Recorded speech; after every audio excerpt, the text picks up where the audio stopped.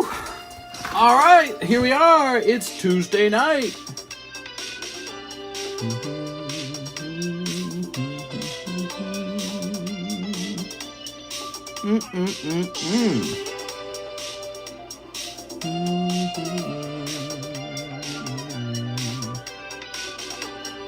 So we're going to go ahead and jump over here.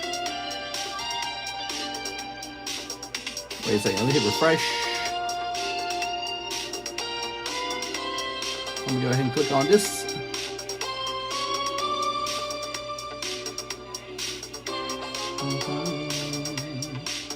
Alright.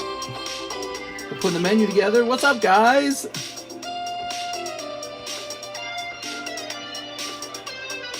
It's NHCC.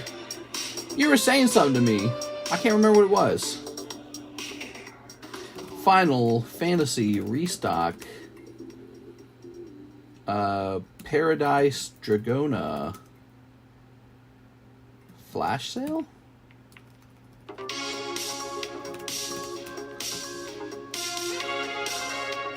Gengar Break. Live card shop.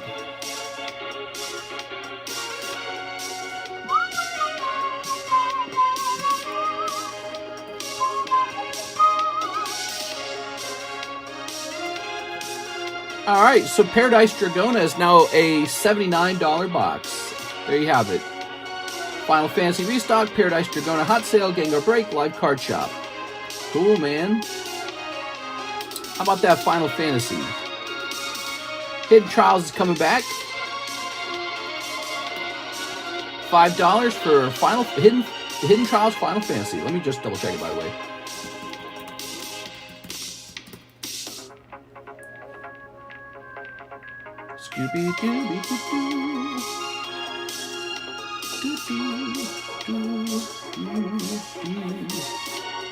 Let's see.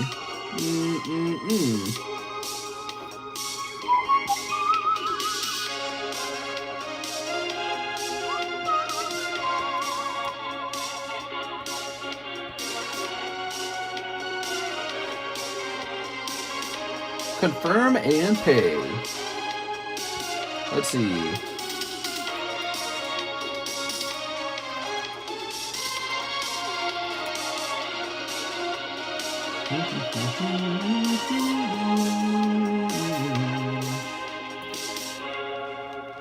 Hidden Trials is falling in price to 4.5. That's right.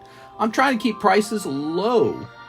We want low prices and fast-moving booster boxes and lots of awesome openings. All right, let me clean up some of these junk emails.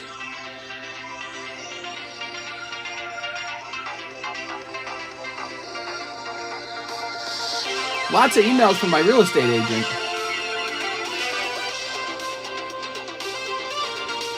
All right.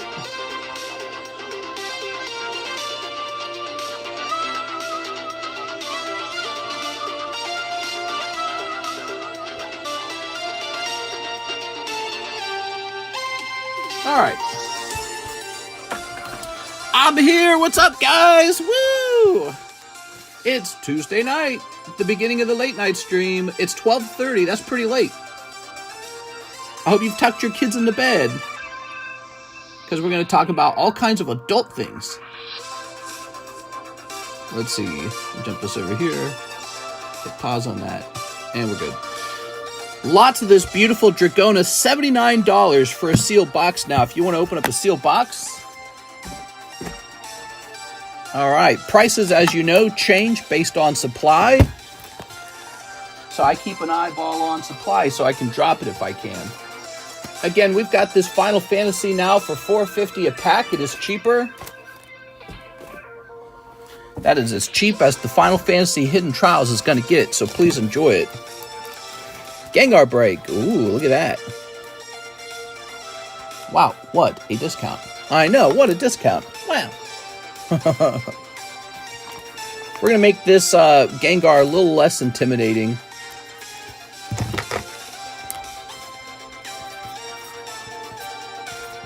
Okay, so the odds just fell by 1 for Gengar. There you have it. That's nice. All right. That's good. That's good for you guys. It means you have a better chance of pulling him. Now, here is Beatrice Moniz. For the nighttime stream, can I slab away the 2 Manectric slabs? Oh, yeah, we were talking about this. So, I got to go find them. Manectric, huh? You thought I had the Manectric up here. That would be mighty convenient. I doubt it, though.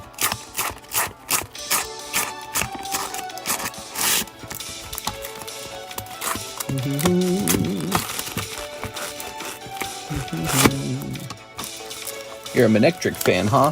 See, that's why I grade those Pokemon. Pokemon like Manectric, because even though they're not Charizard, somebody likes them. Just gotta find somebody who likes them. Just like I like Dusclops. I'm a big Dusclops fan. Okay, so Manectric definitely wasn't up there. You said you saw one of them in that channel, though, right? Aha. Boom. So there's the Holland Phantom's Manectric. So he's been found. Oh, mister, what's up, John, I'm thinking about working on your slab soon, your grades. You know, I'm kind of waiting for Alexis to get good at it. I might not wait for her to get good at it. I might start working on it sooner and just doing some of it myself. All right, so I know you got 2 of them. Ooh, this is expensive. I don't know where the other one's going to be honest. Oops.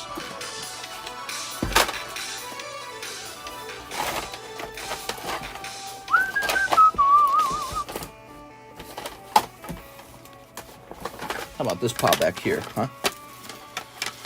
No. He's in this box somewhere, I promise. I just, he's way in here, you know? You might have to let me rotate through these naturally. Let's do that, okay? Let's rotate through these naturally. So we know your Manectric is 2 Manectrics. What was the price on the other Manectric? 200, I think, right? Teach her your ways. All right, let's jump over here. This is for Beatrice. I know it's in there. Nobody bought it yet.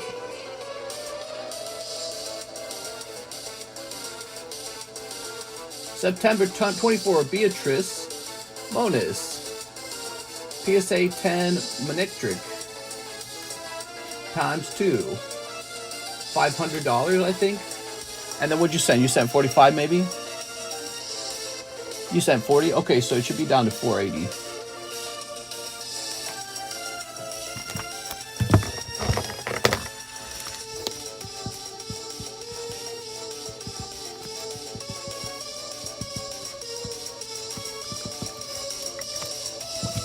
All right, there you go.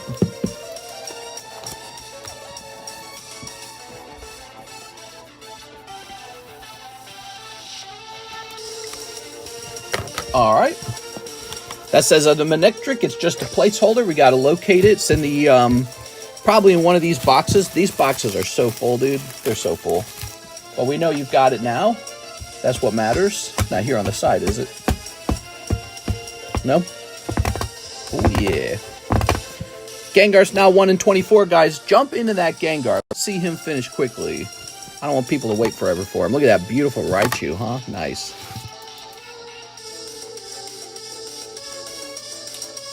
Welcome, guys.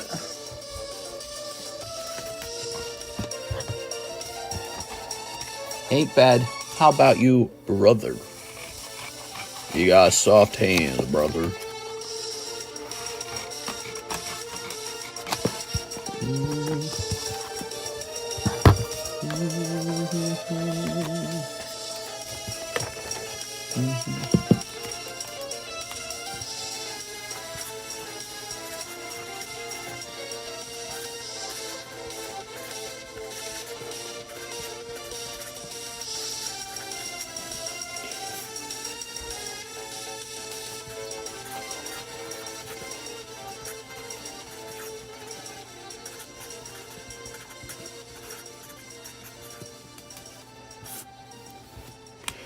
Paradise Dragona is $79 a box. Hidden Trials is $4.50 a pack. Fresh case, by the way.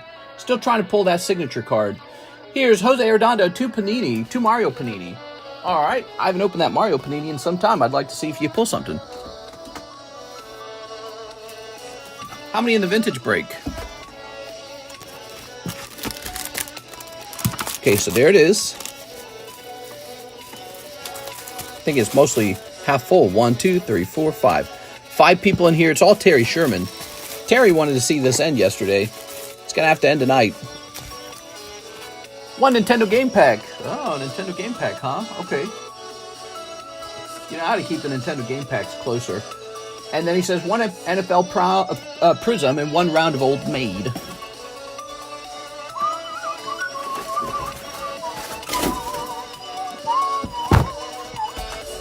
All right. Vintage Mario.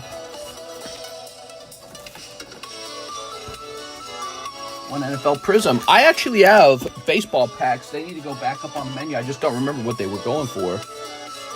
Old Maid. Where's that hiding? Here it is. Need to do something with these baggies here. It's 4, right?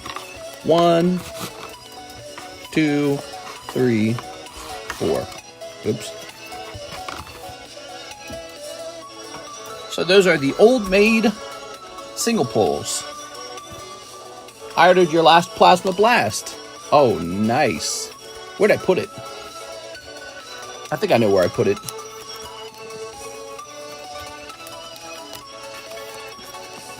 Time to turn this music down. There we go. Snorlax, Eevee, and Meowth. Cool, man.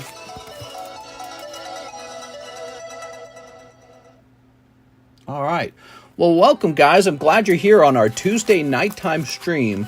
I know you guys have places you can be spending your time, but you chose to hang out here.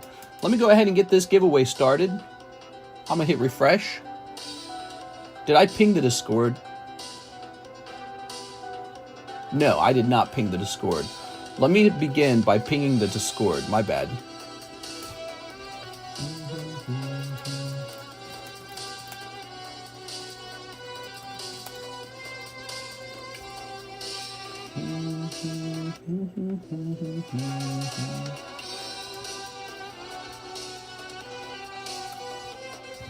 There it is. All right.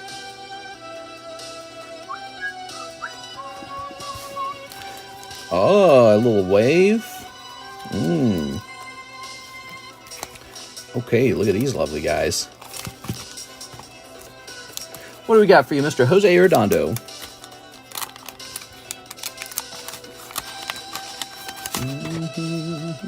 Oh, Punch Out. Glass Joe. Zelda Crazy Guy. Zelda with the Cacti. Punch Out Bam. And Chintai. Alright. Was wanting to cop the Tauros and spot in the Gengar alt break and take it out of my store credit. Oh, that's right. Where did the Tauros go is the question, though. He's in the box just like the Manectric. Maybe I'll pull that whole box out and do a deep dive. Alright, what we got here? KJ Henry, he's a rookie. 49ers Patrick Williams. Dalvin Cook. And Dak Prescott. Alright, cool, man.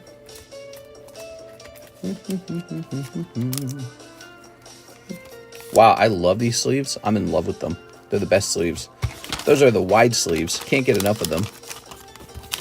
Those are our vintage 1989 Nintendo game packs printed by Topps, by the way. If you guys don't buy some of those, you're missing out. Check them out on the menu. They're at the bottom of the menu. Yeah, if you've never opened some of those, you are seriously missing out.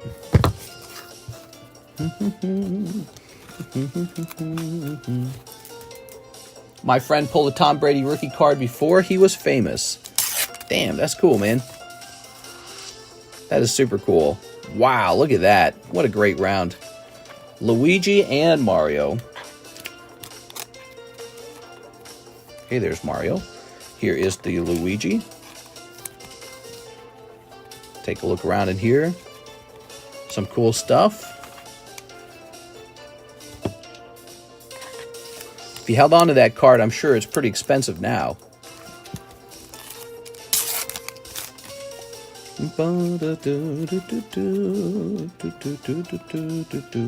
All right, and that's pack number 2. I didn't see anything too crazy in there. Just some Sport Holos. I like this card, though.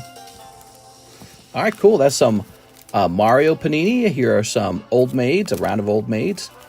I like that round, Mr. Jose Arredondo. Real creative round with stuff that we don't always get to see. All right.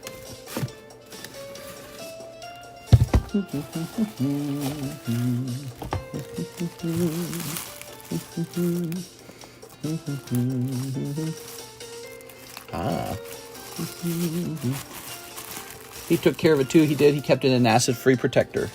That's nice. Ugh. Respam Cody. It's Roach's Pokemon. Matt Hedrick says, 1 spot in the Jungle Break. Please hold the rest as credit. 1 spot in the Jungle Break. And the rest as credit? Okay. Bit of an odd one. Here you are. Oh, wrong marker.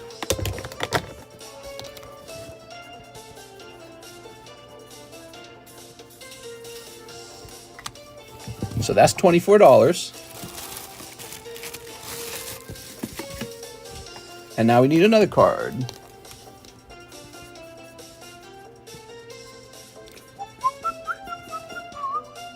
$79 minus 24 is what? 55? There you go, Matt Hedrick, $55 of store credit. Now, speaking of store credit, we've got Mr. NHCC here. Yeah.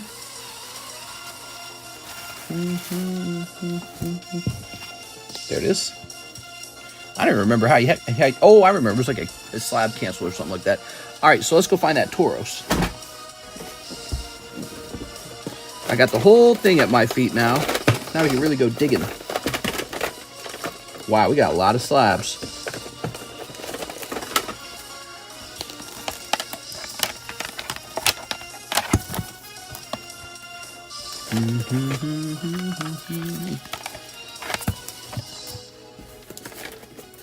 I'll try and get all these. Oh, check that out. You have enough for the Bulbasaur. He's 130.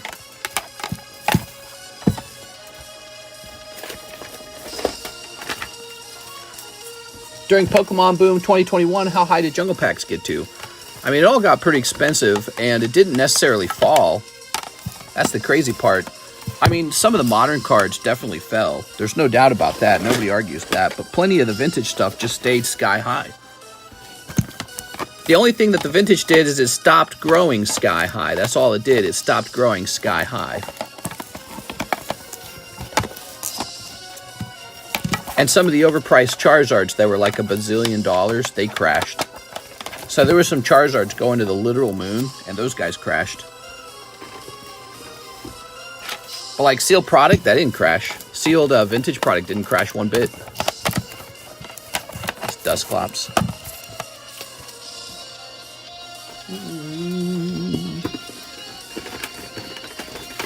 Can you check for a $20 store credit from the No Rarity Break? Found it. Tauros.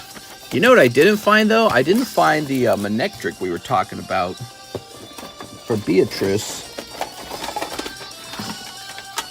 Here's another one. We got this guy, too.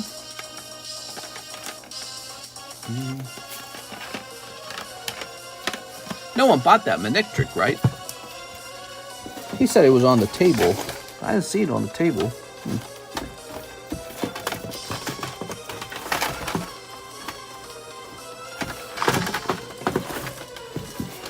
Well, I think we got some time to find it. I don't know where it is.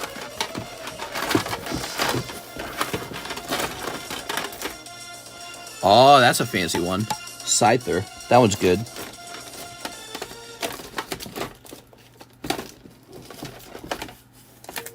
Sandstorm.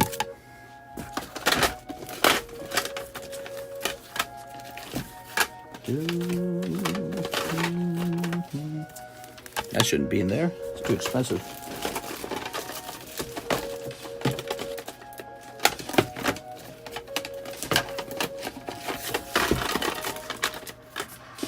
Yeah, I don't see the Manectric. No, I was hoping we'd find it real fast and easy, but I guess not.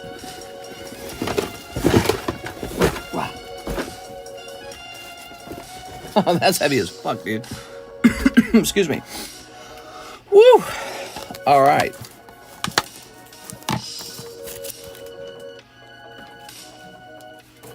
That was heavy. So many beautiful slabs, man. Really beautiful ones. Look at that Aerodactyl there. That was like the price to get into a content creator break. Oh, yeah. Yeah, it was bizarre how expensive it would be.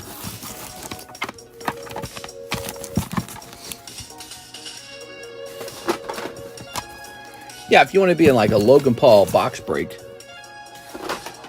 Pretty sweet gig if you ask me. I don't know why he quit. He should have kept going. Should have been like, I'm doing it again. Another one. My friend Bozzing would love that Aerodactyl. Well, he's for sale. G.I. Joe box break. I'm open-minded. That'd be a weird one. We never done anything like that. G.I. Joe box break.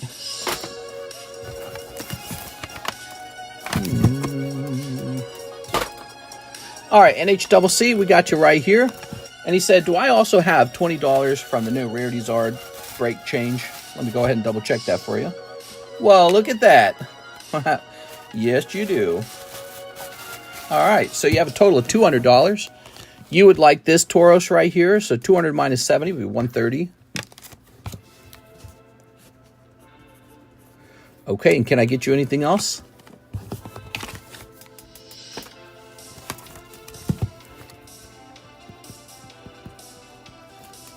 Okay, there we go. Mr. Missing Slab's comment above says CEM. Let's see, Cody Hodges. I got my package today.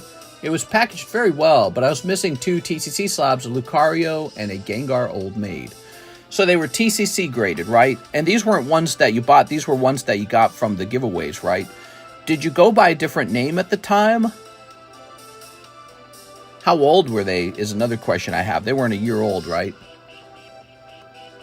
I was missing 2 TCC slabs, Lucario and Gengar Old Maid.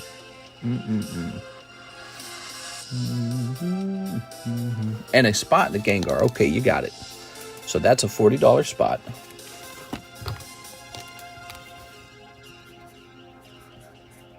There you go.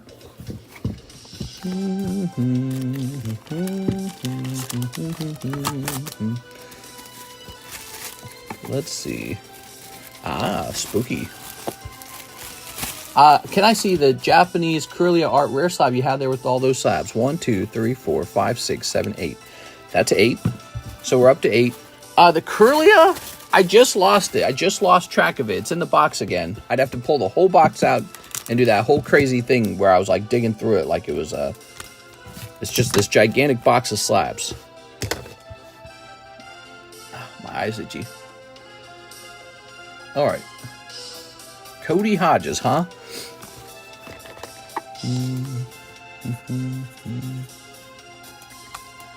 There we go. You know, Cody? I'm thinking about it, Cody. I'm wondering if it's possible they could have gotten repoed. You know why? When was the last time you made any PayPal order with me? Because remember, I was doing all those repos. Do you remember that? And if you've never really ordered with me and you've only ever gotten free ones, and I couldn't figure out how old the age of the slabs were, and I started researching them based on PayPal, I wouldn't have found your name, would I? Because it would rely on you having sent an order. Let me look it up real fast. So it says here, Cody, you were active in June and July. You were active in June and July. You were buying some stuff. I will, let me contact Alexis and let her know that those slabs are missing. Hold on.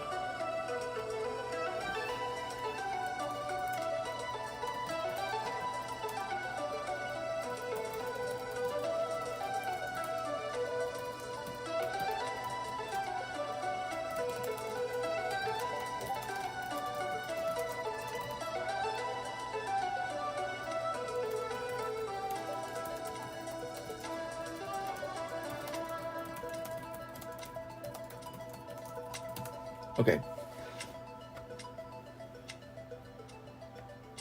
Hit. There we go. All right. Cool, cool, cool. I bought the Lucario in the Gengar. You gave to me as a gift, and know that I bought the Lucario in July. Okay, so they're very likely still down there. Maybe it's a simple, maybe it's a really simple one. Maybe she just missed it in the slab boxes. Here we are. I bought the Lucario in the Gengar. You gave to me as a gift, and I know that I bought them in Lucario. Yeah, there's no reason why they would have been repoed or anything like that. So yeah. So, I will have Alexis take a look around for them. She's coming in tomorrow, and we'll see what comes up, because those shouldn't be missing. Sounds like they were very recent, too. All right, here we are. I found Anthony Kalura's bags. They were just sitting in another box. He had so much stuff, I had to move him to the side, because I was quite literally just out of room. There's just nothing I could do about it. So we're going to be creating a label for him tonight. In fact, let's make that label right now. Here it is, Anthony Kalura. He got a special priority mail shipping. So that's been resolved. We figured that one out. That one didn't surprise me at all. He had so much stuff. It's like, it was going to happen. It was going to happen. I had to find a creative place to put all his stuff, because there was just literally no room. There we go. All right. Let's turn this music down a little bit more.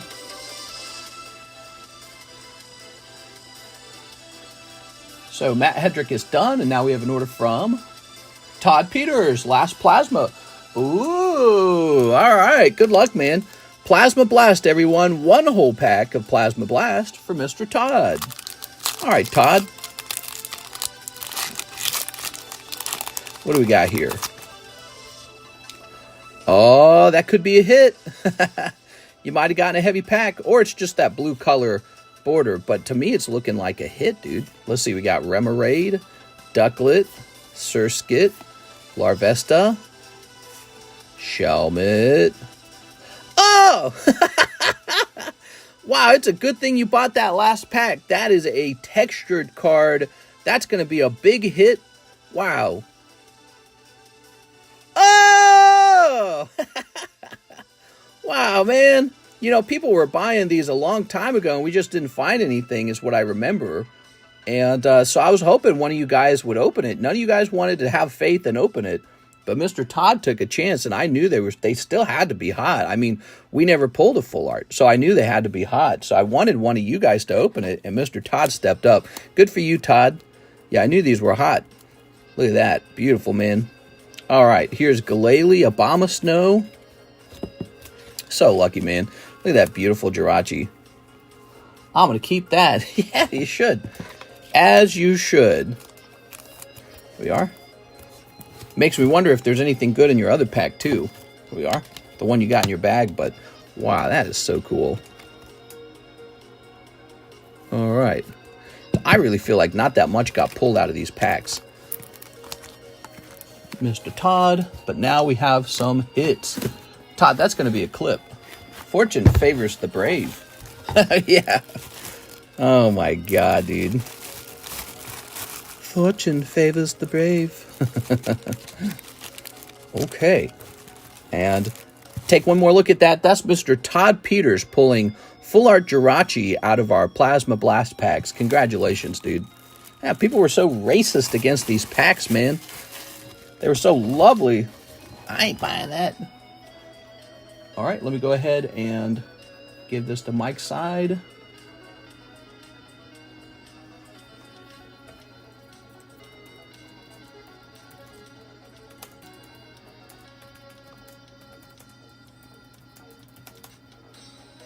"29 minutes in. How cool is that? Right away. When my Mewtwo comes back, I'm going to ship." Awesome. It's a low pop card. Is it low pop? Oh, I guarantee you that card is a low pop card. Yes, sir. That's going to be a rare card. That Jirachi's going to be very rare. Okay, so what's next? We got Jennifer Yap, Box of Paradise Dragons. Jen! What's up, Jen? I'm glad you're here, Jen. We got Paradise Dragon on sale, $79 a box. How about that, guys?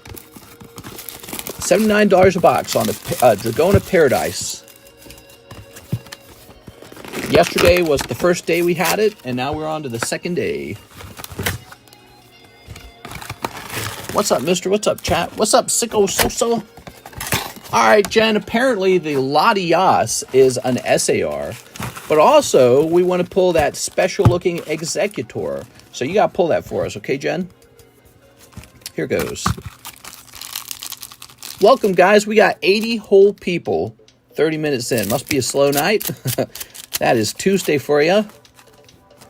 Tuesdays are never that good for me. It doesn't really matter. I go live anyways because we do get sales on a Tuesday. Tuesdays just never seem to be that good. We are. We had a really busy, was it Saturday? I can't remember. We had like 150. We are. All right. Snipping up this. Sneep. Oh, yeah. Goes 1200 USA PSA 10. Yeah, those cards are hard to grade is the problem. They're real tough. All right, there we go. I may let you grade my card I just pulled. Nice. You can also have me Cardconomist grade it if you want. We have our own card grading company. It's $25 a card. We are Palkia.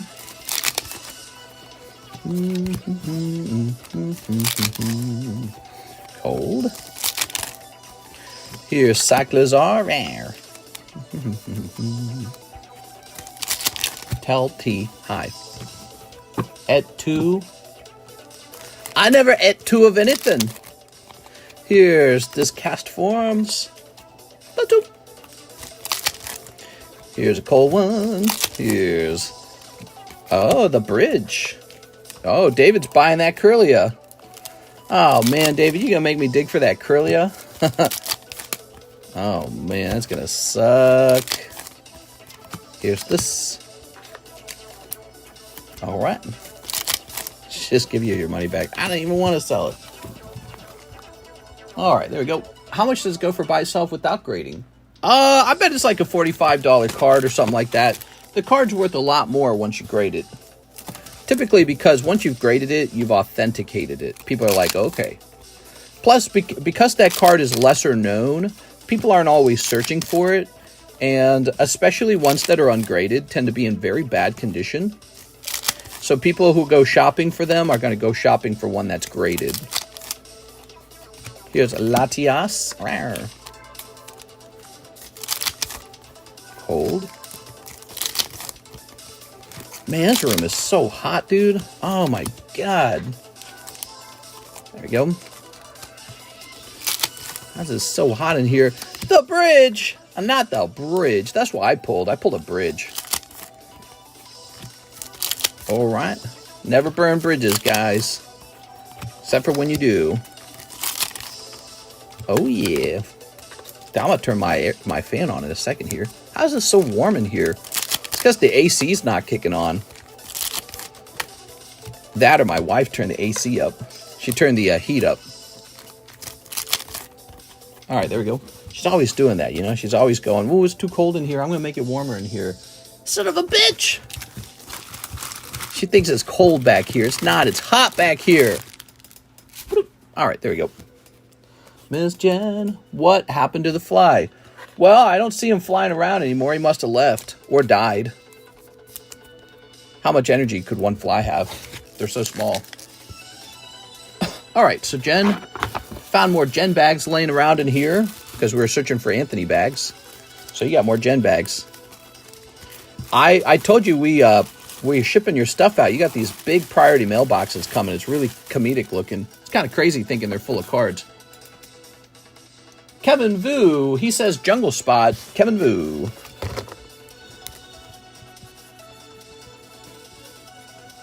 There you go, Kevin Vu.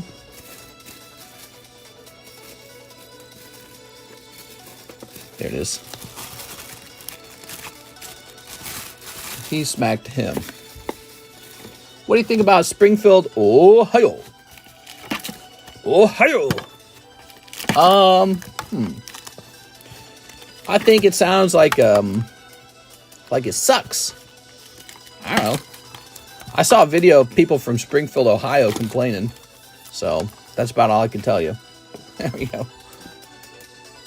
Here's an order from Michael. He says, 2 Mario Panini, 2 Mario Game Pack. Yes, sir. That's the Nintendo Game Pack. Very cool. And here are the Mario Paninis. These are actually very popular. Did you guys know that? I've had to restock this multiple times. And I bought an F ton of these when they were cheap. They're expensive now. So, yeah, I've got a lot of this product, and I've sold a lot of this product. You know what usually does it? Somebody opens some, and then everyone realizes how good they look. And then there's kind of a run on them for a little while. But take a look at this. This is the Nintendo Game Packs. Look at that, from Punch-Out. We got Super Mario Brothers. The best thing to pull out of here are always the logo cards. Okay, so no logo cards in your pack. You want the logo cards. They're really good. You ever go scuba diving in the quarry with all the abandoned cars and buses? That's exactly what I had to do. I had to go scuba diving in a quarry in Kentucky to get my scuba license. There you go. It was required. That was all a long time ago. I must have been 16 or 17. I haven't gone scuba diving since then, but I still remember it. I think there'd be like a refresher course. It wouldn't take too long to learn it. Win with Link, Double Dragon, Cheap, Punch-Out. What I remember is there was a timetable you needed to understand for how deep you were under the water and how long you were under the water, and that would decide how much time you needed to spend ascending when you wanted to get out. So if you were down there for a while, you had to ascend slowly, and there's like a table that shows you how slow you have to ascend. So you gotta do that. You also gotta time that out with your tank. And then, there's just some safety practices, know how to assemble, disassemble your stuff, know how to deal with a bad situation, know all the sign languages with your partner, that kind of stuff. So don't get leg cramps. Yeah, it was fun. I remember it all. Just want to say thanks, mister. I appreciate you. Also, the Red Black Blastoise 10, I was asking if you had one for sale. I found one. Nice. All right. I had to go in the middle of December in 32 degrees for my scuba license because my 1 year was going to expire and they wouldn't extend it till spring. Oh, the license expires. That makes a lot of sense. Here we are. All right. I ended up going scuba diving in Florida afterwards, but it wasn't that exciting. It was all like murky beach water. Oh, yeah. A Mario. Boop, boop, boop, boop. Yeah, I went scuba diving in Florida on some pier or something like that, and it was like murky water. You couldn't see much. The quarry, to be honest, where they have you take the test was more fun than Florida was because they designed that area for it. You know what happened, actually? I have this mole on the back of my neck, and a fish bit it so hard it got ripped half off. So now I got like this screwed up mole on the back of my neck. There you are. That's my mole story. There you are. We got Pork You Puffer.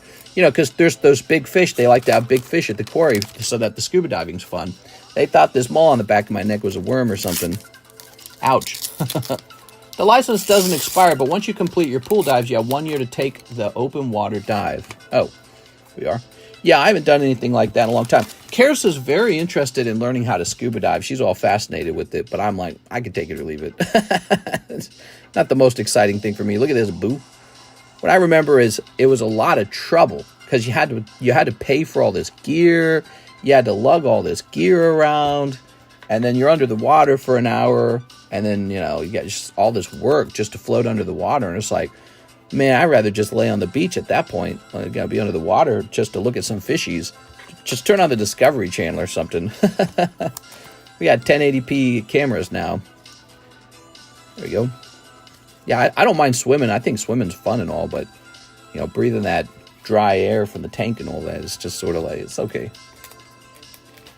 All right, there we go. My dad was in the Navy, and he was like, he got like advanced training in the Navy or something like that. And so he was actually like scuba dive certified by the Navy, and he would tell stories about how they would make you swim like some ridiculous distance to the point where you're kind of panicking because you're running out of energy and you thought you were just going to drown in front of everyone. You're like the trainers and all that. So apparently it was really intensive. There we go, Michael. All right. My grandfather was in the Navy as well. Here we are. Let's see. I guess I pussied out. I didn't go. Here we are. I was all big brain, you know. I thought I was too smart to go to the Navy and all that. I was like, oh, that's for the meat-headed guys. That was my personality type.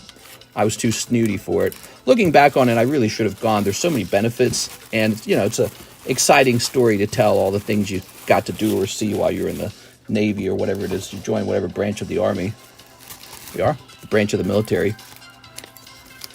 My grandfather fought in World War II in the Canadian Army, in the Canadian Navy. Here we are. Yay! What would your grandfather say about the state of affairs in Canada today? Would he agree with it all? Would he be like, yeah, Canada's doing well? Here we are. Here's Michael. Let's see. Magic. My Kale. Bag number 2. There we go. There's still ones you're looking for. The water's in your blood. Keep them up. Holy schmoly, mister. There we go. I collect Blastoise, Tauros, and Houndoom. Ooh, I got a fancy Houndoom. You might be interested in Sabawang one day. There we go. Whew. It's been a minute since I've been on the stream. What's up? Yeah, I bet. All right, let's go ahead and give out this card real fast. Oh, I never set it up. Hold on, TCC. All right, now it is set up. Type in TCC to be part of this giveaway, guys. Do do do do do do do do do. Scooby doo beep beep beep beep doo. Navy SEAL economist, Mister. All right, let's see. So we've got David. He says, PSA 10 Curlia Art Rare. Oh, God, I got to find it now. Not like right here in the opening, right? That would be so convenient if it was. Oh, yes, it is. Oh, awesome. Whew.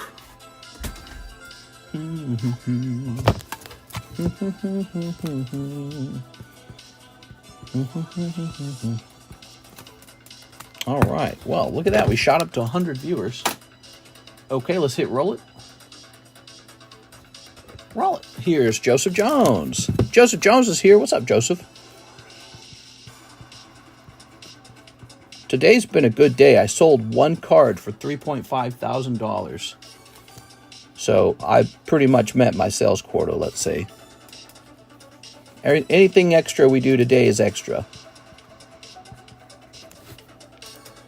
Here's Terry Sherman.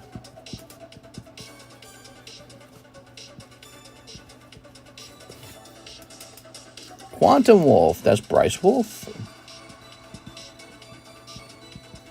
We'll do one more round of names. Okay. Here's Mickey Mouse. I'm going to have Alexis list up some of these Mickey Mouses onto eBay. I got so many of them. Put a couple on eBay. Here's Magmortar. Here's Charizard. Here's Bronzong. And Scizor. Has Matt had his order? Matt. Is he asking if he's had his order? We got to send Mister to the MetaZoo home. Would you happen to have the other two in the set? No, I'm afraid not. I'm afraid I would not. You mean Matt Hedrick? Matt Hedrick, the guy who needed store credit, right?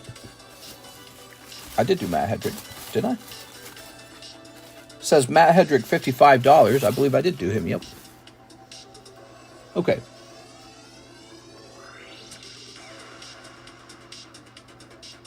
And click. Here's Matt Hedrick. Let me get 2 Triple Beat and 2 Carddass Yugioh store credit. I'm Matt Hedrick. Store credit. Okay, I'm a little confused now, Matt. Hold on. So you sent me $7.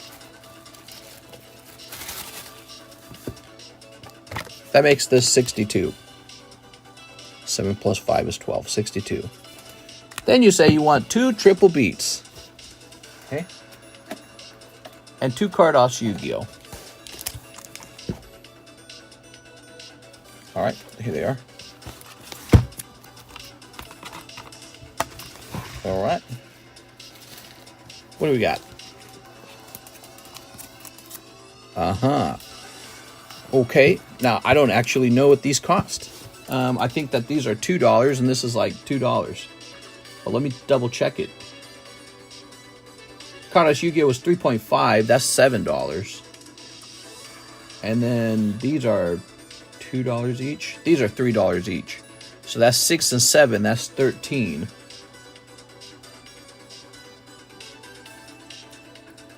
Man, don't make me do a bunch of math. There you go.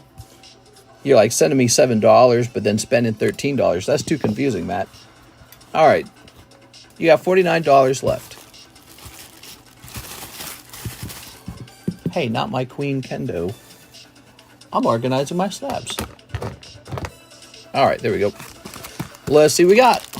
Accept the change for yourself, and if they continue to retaliate, it will look bad on them. Impress your boss. What? All the Magic fans have bought out Duskmourn pre-order. It's going to be hard for restocks at first. Interesting. Is that what I bought? I bought Duskmourn, didn't I? I bought Duskmourn so that we could get some Duskmourn for Miss Jen. Let me see.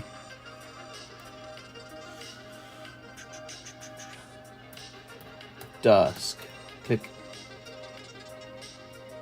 Yep, we got 10 boxes of the Duskmourn Collector Booster Box. It releases on 9/20, which means it might actually have already been shipped. Let's see if it's already been shipped. To be delivered on...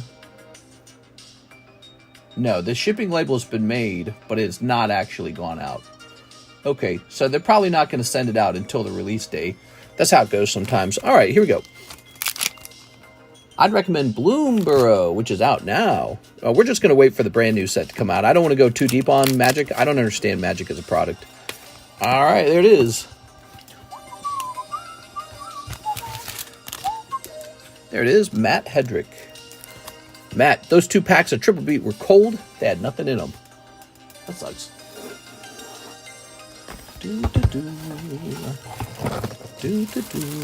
You guys have to kind of explain to me what to get excited over so that I could go, oh my god. I found out Mr. didn't know who Halle Berry was during the daytime stream. The name was familiar, but I'm really bad with celebrities because I've never, ever really cared that much. They're all people who I'm not going to date. Joseph Jones, 2 boxes of Dragona. Keep the hollows. They're all people I'm not going to date. They're all people who are snooty Hollywood elites. There you go. Everyone loves them and wishes they could be them and wishes they could make love to them. It's kind of annoying, you know. I like normal people a lot better. We are. All right. They're like this class of humans that are almost in existence to my own detriment. Like, they don't make my life better, and they almost make my life worse. We are. Catwoman in that tight leather suit. Come on, mister. I remember that movie. I actually remember thinking it was ugly. I was like, oh, I get it. This is supposed to, like, trigger some sexual horniness or something like that. And I was like, but it's ugly. It was like this dumb-looking cosplay. I never watched it either. Here you are. All right. If Taylor Swift wasn't famous, she'd be a soft 7. Would she even be a 7? I've seen close-ups of her face with no makeup at her age today. She would not even make a 7, dude. Depending on what your scale looks like. There we go. She is covered in makeup 100% of the time. She is Taylor Makeup Swift. There we go. All right. She is soft 7 regardless. Ain't nobody wishing they were P. Diddy. Oh, no.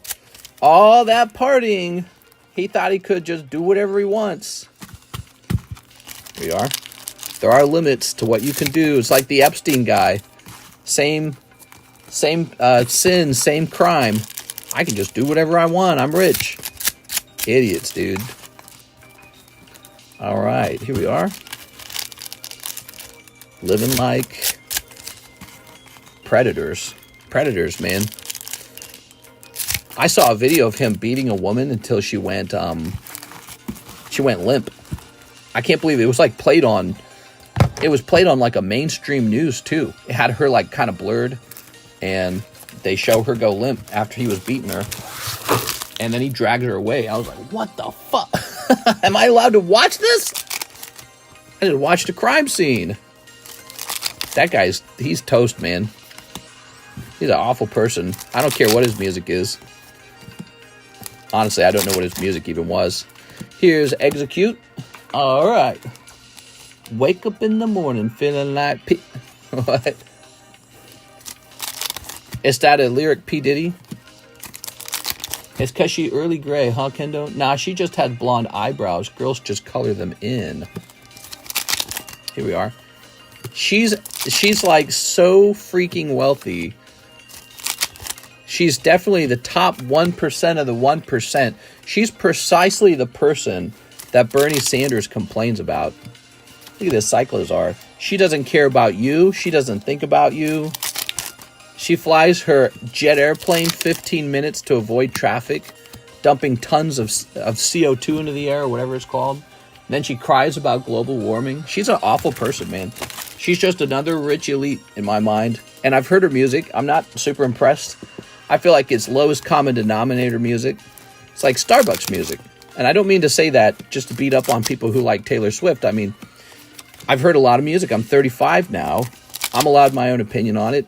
If I thought her music was good, I'd just say that I thought it was good. You know how I am. I'm a critical person, but when I like something, I just say I like it. It's okay. But I've heard her music. It's just like, me, me, me, me, me, me, me, me, me, me. It's like she's just singing about, I don't know, how to be a selfish girl or something. You know, that's the tone of it. Like, it's all about me. And then it's like, I'm going to the Starbucks, and it's all about me. And it's just a horrible feeling. I don't relate to it. I don't like people to, you know, have, let's say that was the only music you liked. I would feel uncomfortable. I'd feel uncomfortable. I'd be like, I don't know, dude. There's emotions deeper than these emotions. Music is such a powerful tool for talking about things that are important in the world. You know, things that matter. And she's just singing about Starbucks and having sex with people, I guess, which is fine. Again, it's music. Music is expression. There's no rules. But it's like, man, I can't listen to it. It doesn't sound that good to me. And, yeah, I don't know. What else do I say? Here we are. I didn't like her music when it was the country music either. I was like, oh, cringe. Also, the fact that she switches genres from country music to pop music, double cringe. She's just swapping over to whatever makes her money, makes her famous. Taylor be giving the refs the wink to throw the flag at the game. Yeah, man. All right, Mr. Joseph Jones. I don't mean to beat up on anyone who loves her music. Obviously, a lot of people do. I just don't like it. I genuinely don't. I don't have to pretend to. I don't have to pretend to dislike it either. Because you're going to get the people who are like hippies who go, oh, well, I just don't like the thing that's popular. I'm a hipster. I'm too cool to like the same thing that everyone else likes. Like, I like Star Wars. I like Lord of the Rings. I like Harry Potter. Harry Potter! I like the same things as other people, but not this music. It's just so, like, I don't know. Again, the music just has to sort of like, it's all about me. It's all about me. It's got that tone to it. And it's not a flattering tone. It's really not. You are? All right.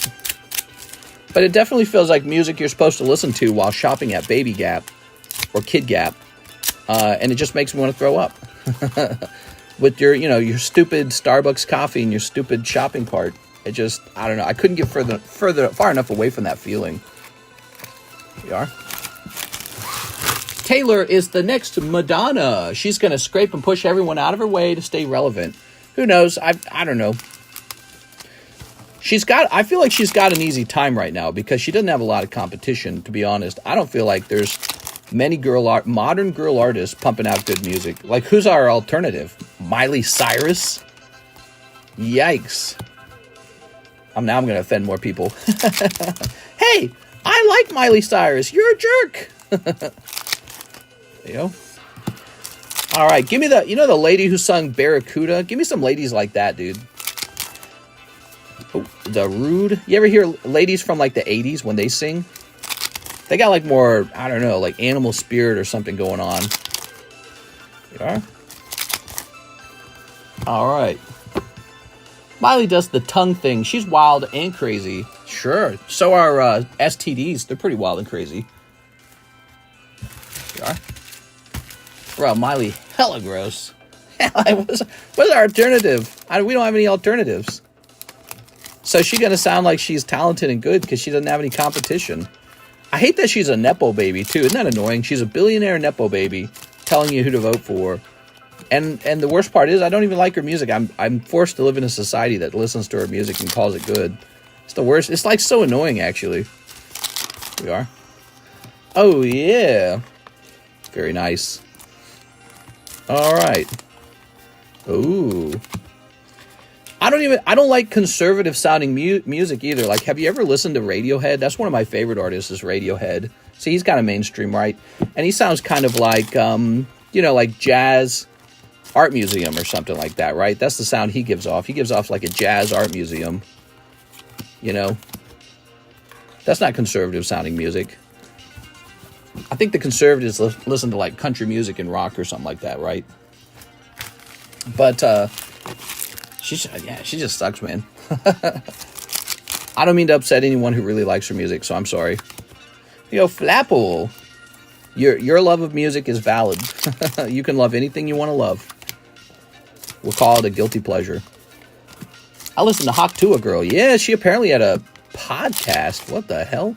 She has a podcast, and they talked about boats. They talked about, like, boat battles. Crazy. Party in the USA. Yeah, so that's another song that I put into that category where it's like, me, me, me, me, me, me, me, me, me, me, me. That's the nature of the song, right? Just replace all of the lyrics with me, me, me, me, me, me, me. Sort of like a narcissistic me. And you get exactly the same feel from the song. Nothing changes. It's the exact same feel. Me, me, me, me, me, me. Right? Nothing changed. It's the same song. The lyrics are slightly different, but not that different, actually. All right, you got Barbarian Mommy in box number 1. And in box number 2, you got Cyclozar. Those aren't SARs. I don't know, Joseph. All right. Yeah, you just swap out the lyrics with me, me, me, me, me. And the song's exactly the same. Nothing changed. And this is one of the reasons I don't really like modern music. The guys do the same thing, except it might sound a bit different. The guys' music's always trying to sound exceptionally masculine, like they're trying to be as cool as possible, which for me makes you uncool. If you're a guy trying really, really hard to be cool, it comes off as a sort of like fake desperation. Like, ooh. Yo, yo, yo. Yeah, yeah, yeah. All right. We're really musicking over here. The music. Another guy didn't want me, but this is a wholesome country. What? Boo, says Joseph. Yeah, it was a tough round, Joseph. I saw that. Jennifer, yeah, 10 Karutas. All right, Karuta Matata. Let's see. Ooh. Let's get you one of these. 1, 2. That's good looking. 3, 4, 5. 6, 7, 8, 9, 10. All right.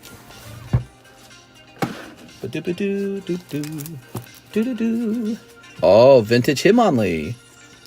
Wow, look at that Mewtwo, man. That is so cool. There is vintage Articuno. Vintage Team Rocket. I believe that pattern is from Emerald. Emerald Psyduck. Vintage Charmander. Vintage Sceptile. Meowth. Kecleon. And Skitty. Cool, cool, cool, cool. Very cool, Psyduck. You got Psyduck. It's like mumble rap for me. I don't understand why people like it. Bring back old school rap. Yeah, bring back old school RuneScape. I'm so tired of it. All right, put this in here. And start to squeeze these in here somewhere. Ooh, almost done. So, I'm going to take this down now. We don't need this menu anymore. Yeah, bring back mumble rap. Wait, what? Here's Eustace, Captain Kidd. Here's Smoker. Here's me, me, me. Me, me, me, me, me. Here's Scyther. Matt Hedrick. He says 2 Carddass Yugioh. You got it. Can you see if my Magikarp from last night could be a 10? There's actually something on the menu to order for that. It's called a pre-grade. Matt Hedrick. If they just released Sailing, we could get over it. Sailing. Oh, not that. Wait. Is it in your bag?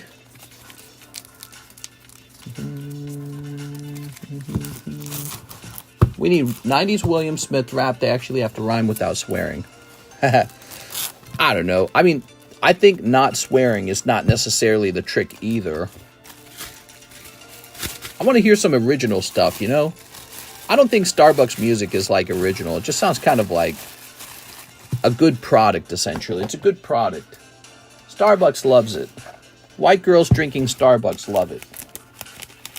It's not even a white girl thing. That's like an all girl thing. I don't understand girls in Starbucks. Can anyone explain that to me? Damn it, Matt. Look how much time you're wasting, Matt.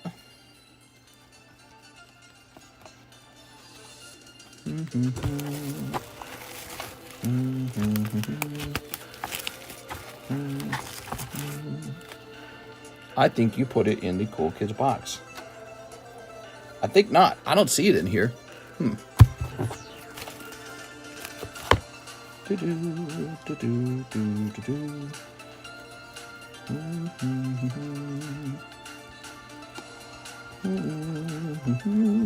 All right, that's not in here. Jeff Leon, Joseph Jones, Chu Calvin, Kendo Pelor.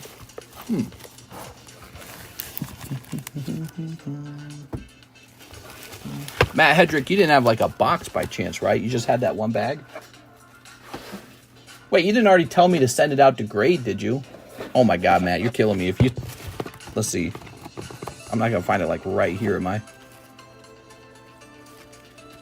Oh my God. What are we doing? Emmanuel Diaz. Put him over there. I got my own stuff in this box. Let's see. Joseph Jones. Wait, that's an old Joseph Jones sleeve. Let's see. Not in here. 111 viewers, make a wish.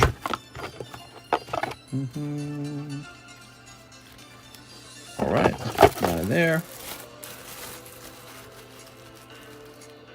All right, not in there. You're saying you have a Magikarp with me. That's right, Matt. You're saying you have a Magikarp with me. From yesterday, I assume. Put this back up. Oh, ow. Ban Matt for wasting time. Let's see. Matt Hedrick.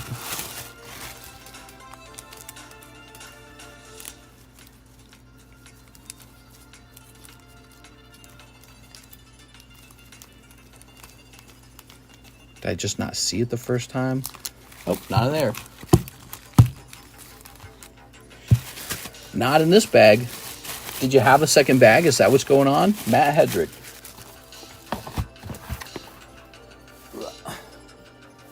I heard if Mr. gets 100 likes, he does a foot reveal.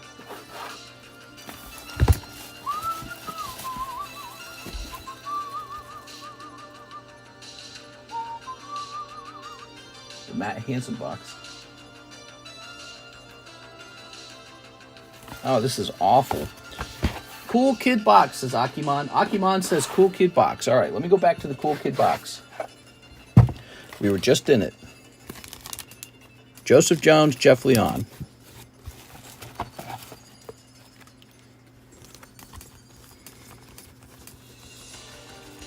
Did you have me ship it? Did you have me send it off to grade? No, not there. Squirrel Squad for life. Kendall Pelor. I didn't see it in the grade box either.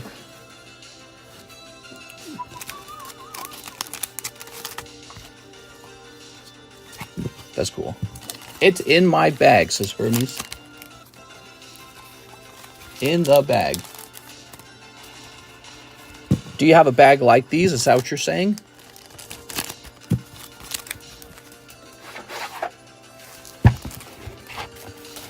Oh my god, dude. This is killing me.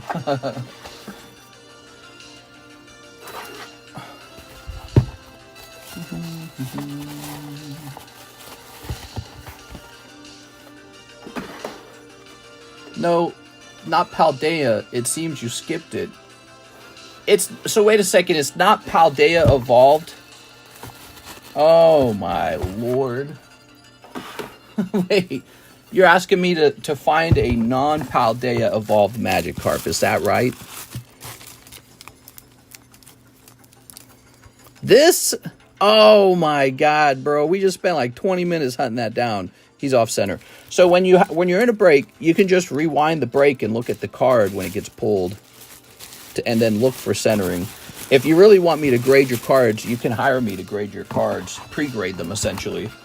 Wow, dude, I was looking all over. I thought he meant I was like looking everywhere. I thought he meant a Paldean Evolved Magikarp. All right, because I know we had pulled one or two of them. No, we pulled one of them. The Ant-Man, the Zard Slab away for Anthony Hamane. Blood pressure about to explode. This is Slab away.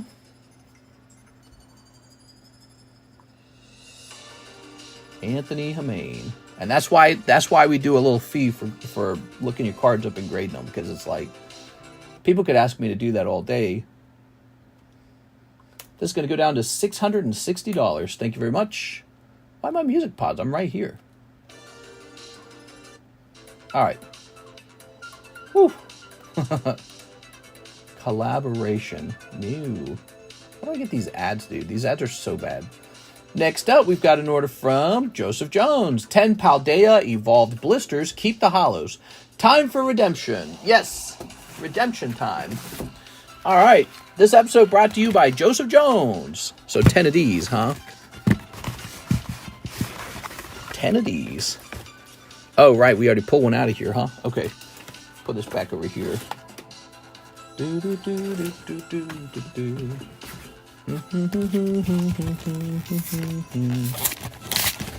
Mister's too old to be searching like that. You just shaved 30 years off his life. Uncle TCC, you just sit down. We'll find the bag. All right. Not even a hollow. Here we are. Well, you can grade. You can grade common, uncommon. There we go. It just sort of demonstrates why we don't. I don't enjoy looking through people's bags and hunting things down. It's like a pet peeve. So that's why we offered the service to hunt your cards down and organize them and all that. Okay, that was 2. This is 3. Bulbasaur, Chikorita, Totodile, Squirtle, Charmander, Cyndaquil. What is this? You ranking the Pokemon? What are you doing, man? Here's Varoom. Hello, mister. Hello, stream. How is everyone? It's David Ma. Oh, David, you remind me of something. I need to ship Adam Thone. I better get that queued up for tomorrow for Alexis. Adam Thone shipping tonight. All right. Are these from Walmart? Yep, I got them straight from Walmart. There you go. There was a little kid who wanted them, and they were crying, Mommy, can I have a Pokemon blister? But then I walked over and took the blister back out of their cart, and I said, ha, these aren't for you. These are for me, scalpers. And then I ran away with it and purchased it. The cops tried to catch up to me after I scalped that hard, but I was just too fast in my Ford Fiesta. Yep. So if you order 10, there should be 30 packs when we're done. All right. Mr. Self-checkout real fast. Ow. Yeah, I had Karis helping me. She was wearing like a ski mask. There we go. Oops.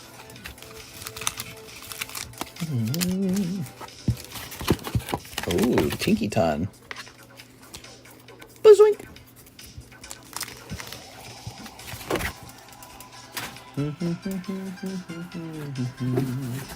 How much for the vintage? Now, what do you mean by that, Hermes? Okay.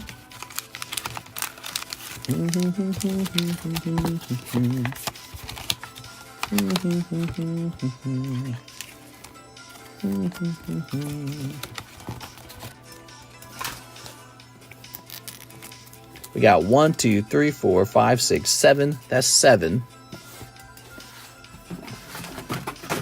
8. Actually, I think one of them we didn't grab the promo. Ban people asking vague questions. Chikorita's the best starter. Case closed. The best starter is Abra or Ghastly.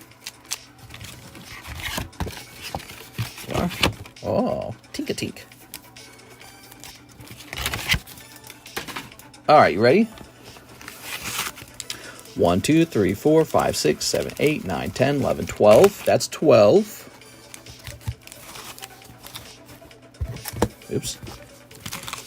13, 14, 15, 16, 17, 18, 19, 20, 21, 22, 23, 24. We're at 24.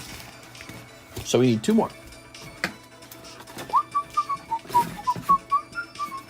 Mister, you still bald? That's right. Sorry, guys. I'm so bald. Missing all that beautiful hair. There we go. 3 of these. Oh. All right. That's why Karis left me, for a man with good, thick hair. All right. Bayleaf was the coolest one. Bayleaf can suck these Pokeballs.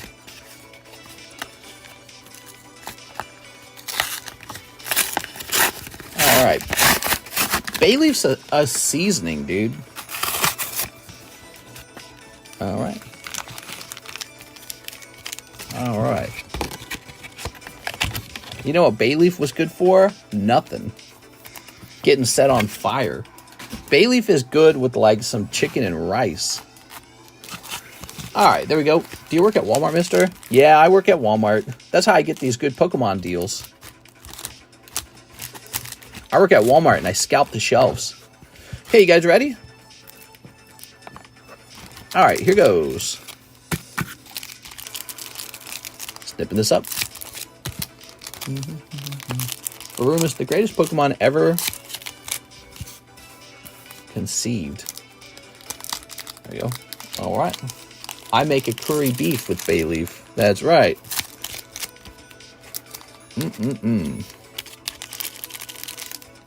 So, mistress, the guy scalping all the One Piece cards at my Walmart.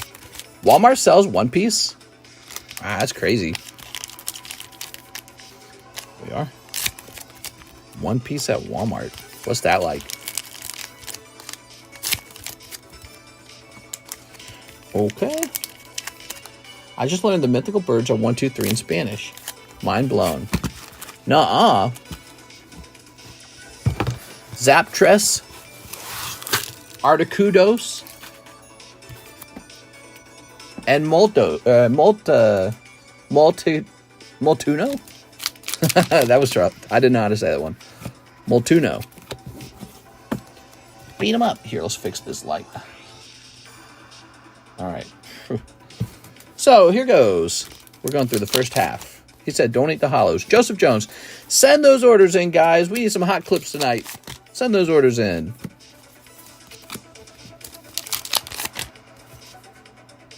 Oh, Wo-Chien. Wow. I feel like we don't pull this one very often. Wo-Chien Altart. Looks creepy. Beautiful. Okay, Robska. Robo King. I know a few peeps at Walmart. Gotta get in closer to no delivery days. Yeah. What? 2 cards coming up. I'm pretty sure I own every Beedrill card. Holo, non-holo. Oh, I see what you're saying. Here's Mariel. Haha, Mariel. Yes, but do you own Cardconomist's Diglett? Because if you don't own that one, then you don't even have the best Diglett. Here's Grisha Femboy. Pokemon Femboy Grisha. Here's Rellor. Not in my Pokemon games. Son, you can't play that game. They got femboys in it now. I want to see the fool that's taking them. Exposure's the only thing that they don't want. What? Do. You catch the person who's taking all the One Piece off the shelves. It's me. Miss Magus. I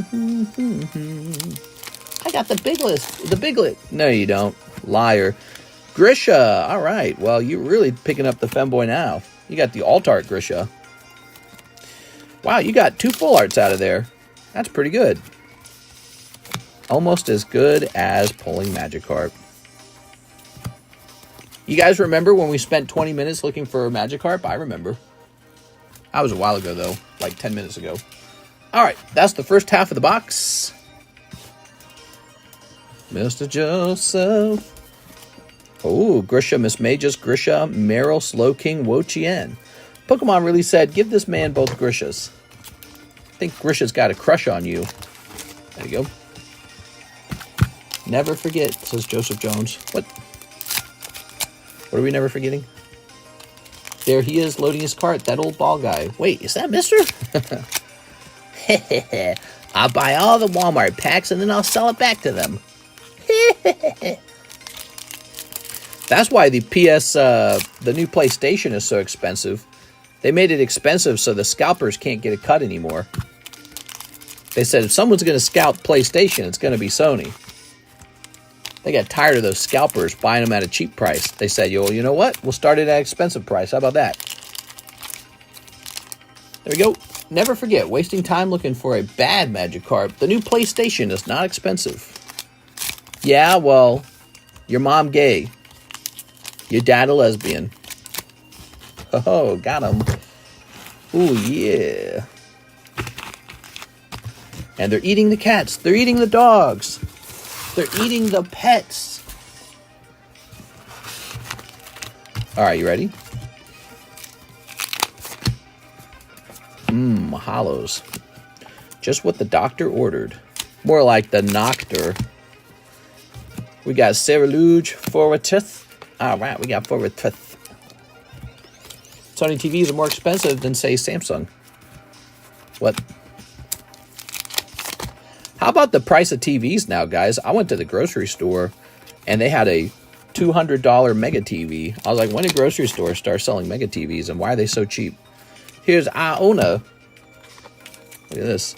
Dude, you get like a 70-inch TV, 70-inch for like $300 now. When did that happen?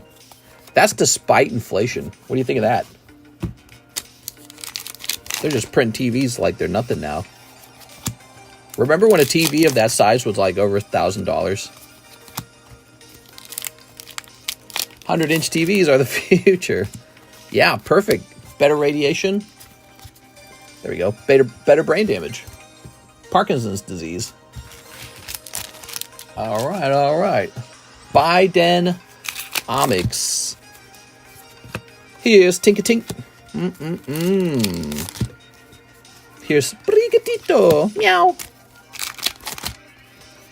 We've got Tropius. Boss's orders.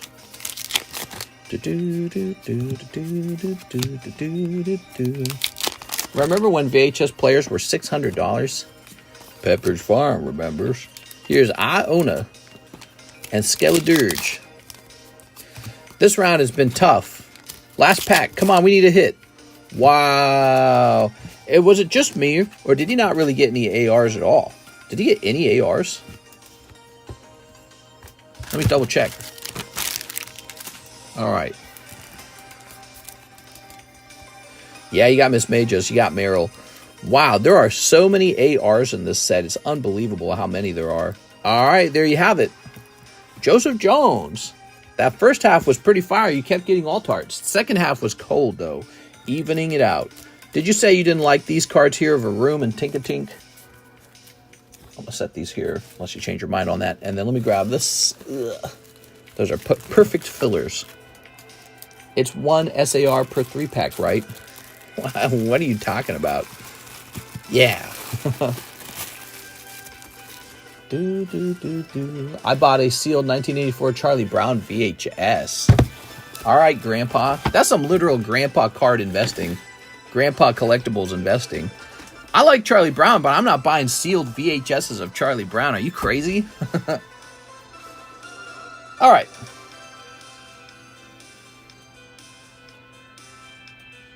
Okay. Chat, I think we have to make fun of him. So we have another order. I think we're short on orders, guys. It's only 143. Here's Matt Hedrick, 1 vintage spot. Well, Matt, you've overpaid by $1. I'll accept that $1. Here we are. Matt Hedrick.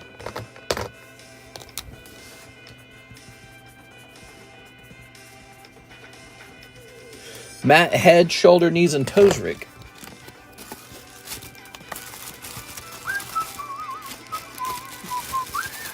Charlie Brown, that guy died.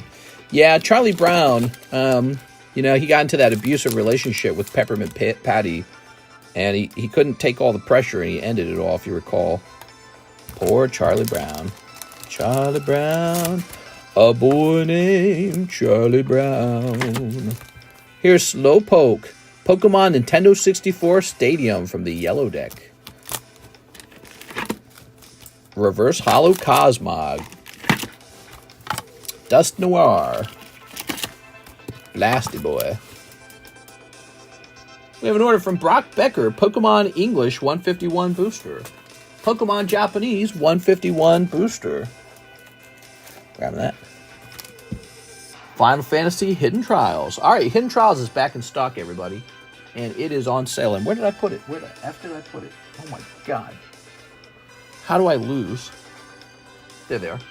Jesus, dude. All right.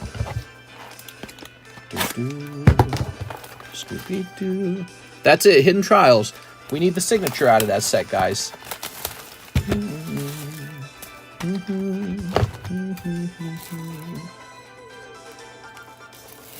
Plug my phone in there. Beta cards going up since James Earl died? Probably not. All right, there we go. That the whole thing? I think it is. Look at this hoochie mama. Dude, this girl looking like a straight up hoochie. Give me a single. Buy into that Gengar alt break. Yeah, we got a Gengar alt break, guys. I lowered it from 25 spots to 24.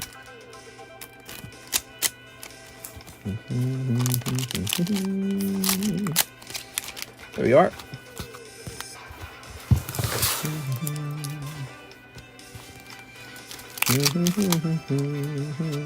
Oh, nice, dude.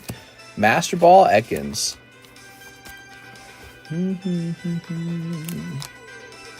Bazoinks. How about this? Charizard? No Charizard. Right. Here's Fencer and Edge. Wow. Remember when the word edge just referred to, like, you know, the side of a physical object? Those were simpler times, guys. All right, Mr. Brock, let's grab your bag. Mr. Brock.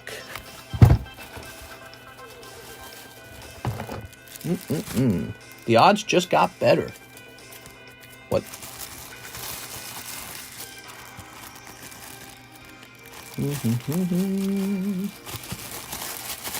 Okay, Brock.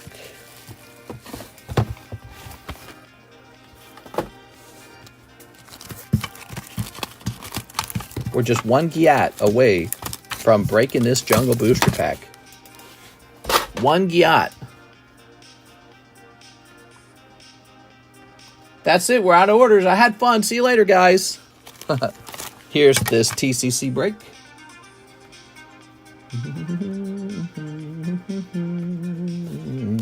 Here's number 17 is yes. Number 18 is Robert. Robert. Number 19 is Darren. Who are these first name guys?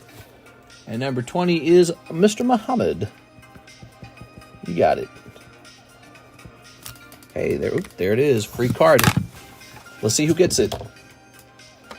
Thanks, everyone, for being here. Remember, when we reach 100,000 subscribers, I'll give away $5,000 of cards. That's a big deal, right? Number 12. Joseph Jones. Look at that, guys. Wow. That was some good roll, huh? How many spots left on the Jungle Pack? Not much. It's actually almost done.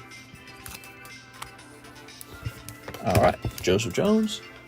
That's a free slab just for being here. How about that? Now, the Jungle Pack is an 11 card break. 1, 2, 3, 4, 5, 6, 7, 8. It's got 8 people in it. 3 spots are left. 132 views, only 32 likes. Hit that like button, guys. I don't know if it makes a big difference in the algorithm, but let's say it did. You guys could really do me a big favor by hitting that like button. Well, we need a new giveaway. What shall it be?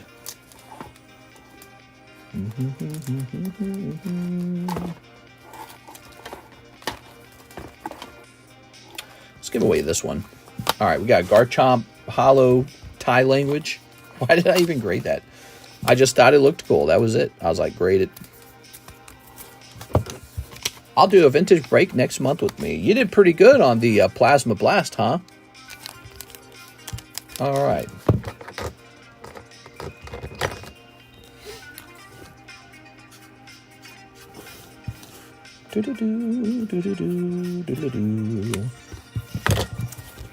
All right, there it is. Free. I'm resetting the code. Code reset.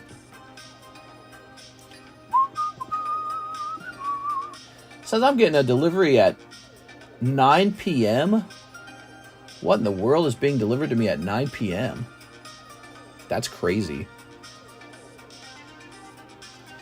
Mr. Terry Sherman says he'll take one more spot in that jungle break. Terry Sherman.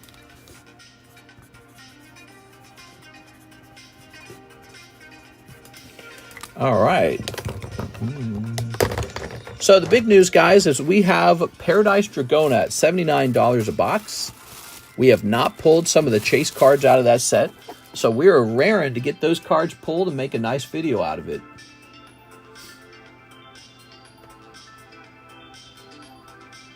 All right, there we go. Expected delivery. What is it?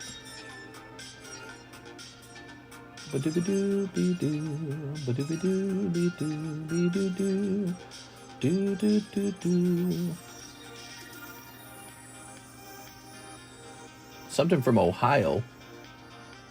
It's the cats and dogs from Ohio.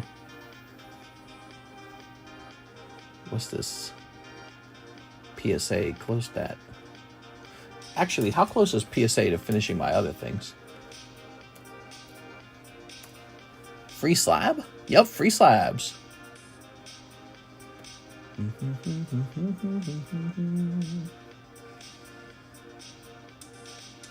Okay, not very close at all on the other ones.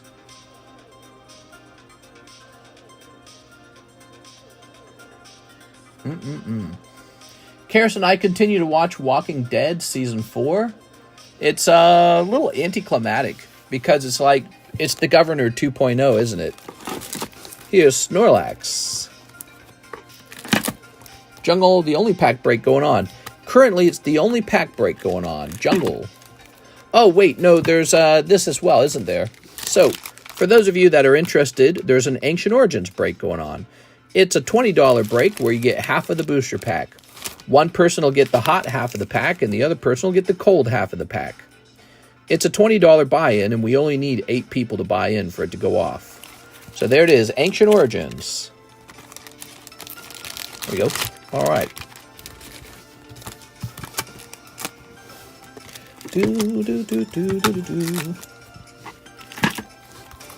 We got Ralts. Sanji.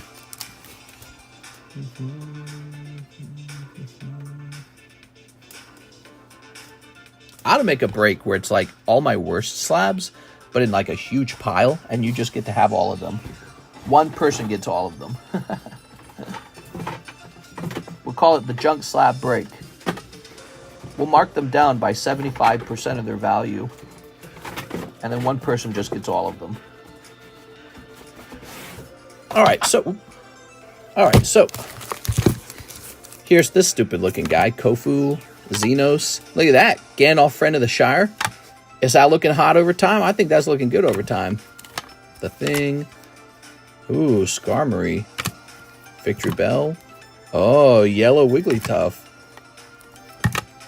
Houndour. Wow. I think there's a part of you that wants to get rid of the old one-piece slabs. Well, everything gets a chance to rotate. The Gandalf is actually sick. It's sick. I'll get it medicine. Wigglytuff is having a price raise.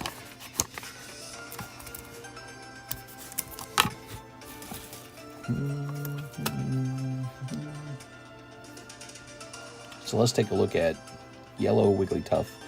PSA 10, yellow Poker Wigglytuff. Oh, I see. Its price is actually based off of one that's listed. That makes sense. Let's go ahead and scan it as well.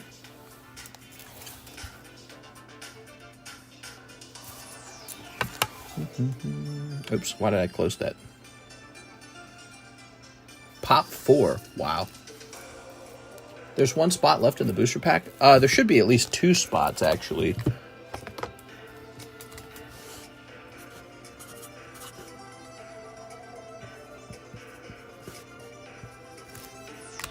There it is.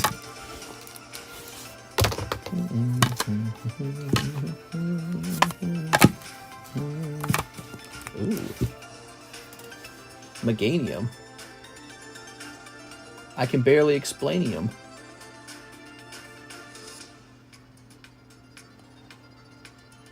All right. Which cover is on your VHS?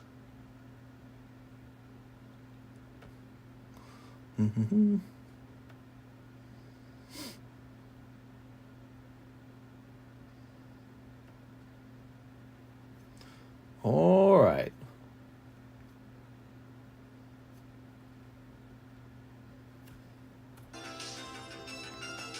Please read my previous question. Says, yeah, I bet. He says, I have a free slab you gave me a couple weeks ago when I placed my first order. Could I trade it in for store credit toward the Paldean Fates packs?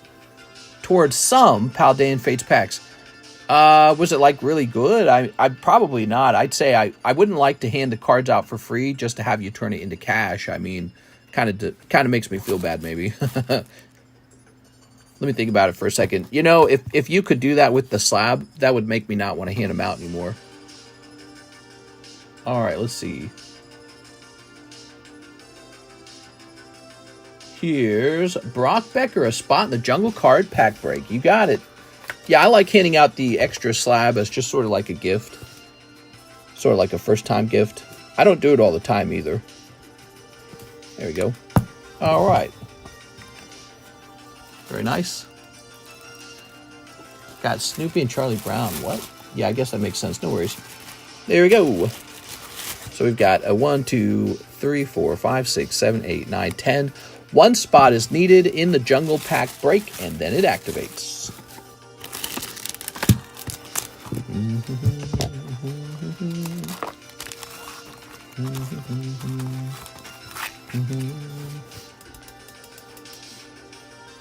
Paldean Evolved is probably the most popular item on the menu, and that's because of the $550 Magikarp that can get pulled out of that set. That's a good set to be opening.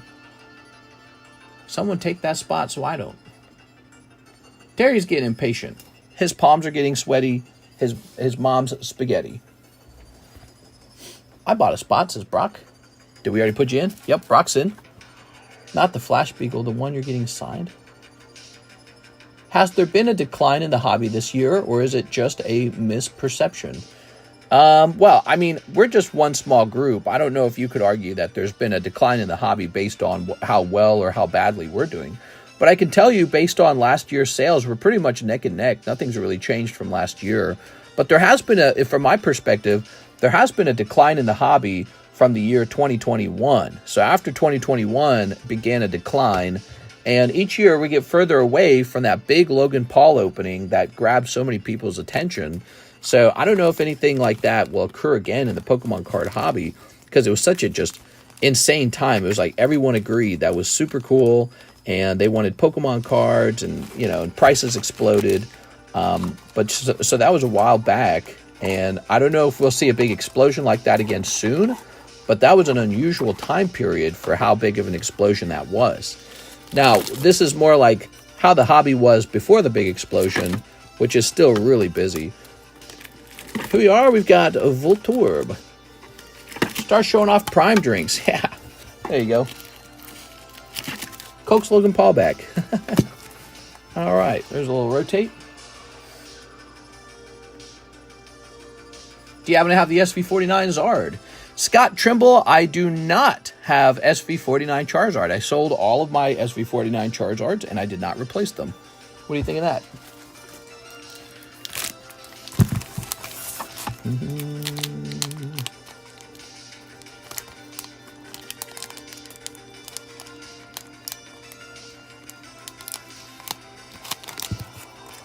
Blue Poker Vulpix. Blue Poker Slowpoke. Yellow Poker Vaporeon. Blue Poker Magikarp. I'm about to explode. There's no orders in the queue if you're hoping to watch some packs get open. Somebody actually asked to send in for packs. That's just kind of how it is. If everyone's out, then the stream's got to wrap up. And what I'll probably do is I'll probably go work on some other content. I've got all this stuff I could be working on, but yeah, we had a busy week, and right now it's feeling like a little bit of a slow week. I'm a little surprised because the Paradise Dragona came out. Maybe it didn't have enough like insane hits in it to keep people's attention. I feel like having a low-end Executor be sort of like the big whatever prize card in the set. You just can't force Pokemon card lovers to love Executor. He's never that popular. It's Executor. He's a big, goofy-looking coconut tree. The Jungle Pack is done. All right, sounds good. Is it done? I think we're waiting for that to register. If you're saying you sent in a payment for it, we're waiting for that to arrive. Logan Paul killed Pokemon. Nah, no he didn't. I may have lied about needing a new bag when I got the jungle spots. I think I have a small bag. Yeah? Terry Sherman, huh?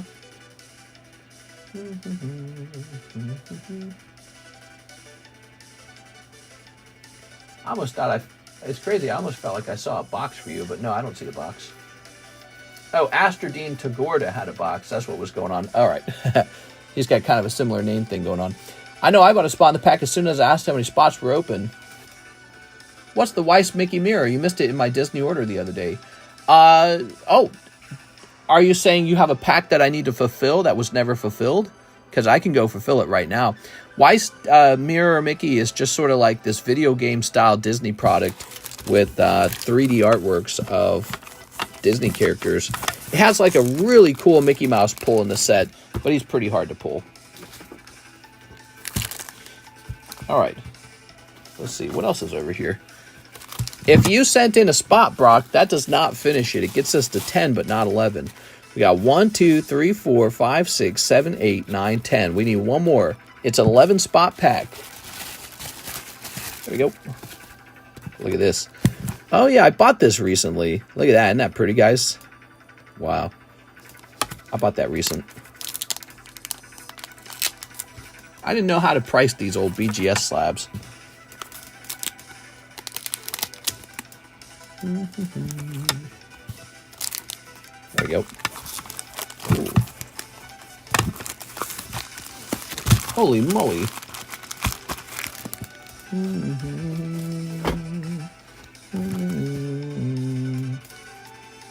It looks so nice.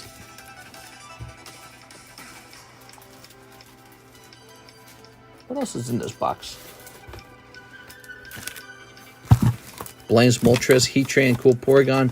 Look at that Raikou. Cool, man. Pikachu Rumble. Tyranitar in here, huh? That's notable. Oh, I had a Gengar Mimikyu in there. That shouldn't be in there. Okay, so those shouldn't be in there. This guy's supposed to be waiting to get queued up as a new break. Same with this guy. This guy's a new break. Look at this. Pristine Dark Charizard with the perfect swirl by the tail. Wowee. That's a hot card, man. Here we go. Mr. Aovic's jumping in. He says, new bag? I think so.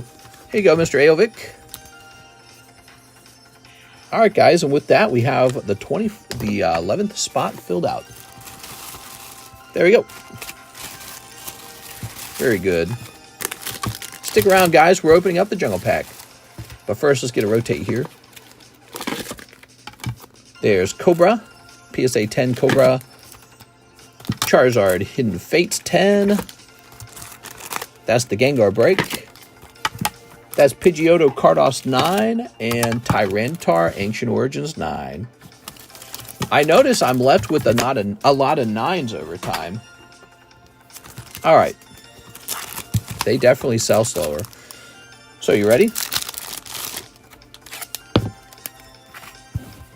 I'm going to start buying 9s off the internet. That tells me people are probably undervaluing them. At the end of the day, they're still like a physical card that pulls out of a, pricey booster pack. I bet you 9s are undervalued. 1, 2, 3, 4, 5, 6, 7, 8, 9, 10, 11. We got 11 of these. Good luck, everybody.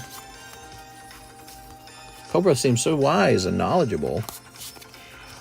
What is he wise about? Does he know computers?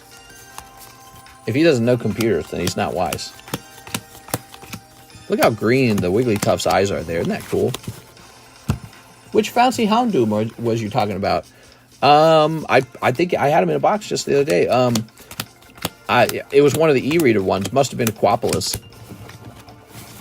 All right, there we are. Oh, yeah.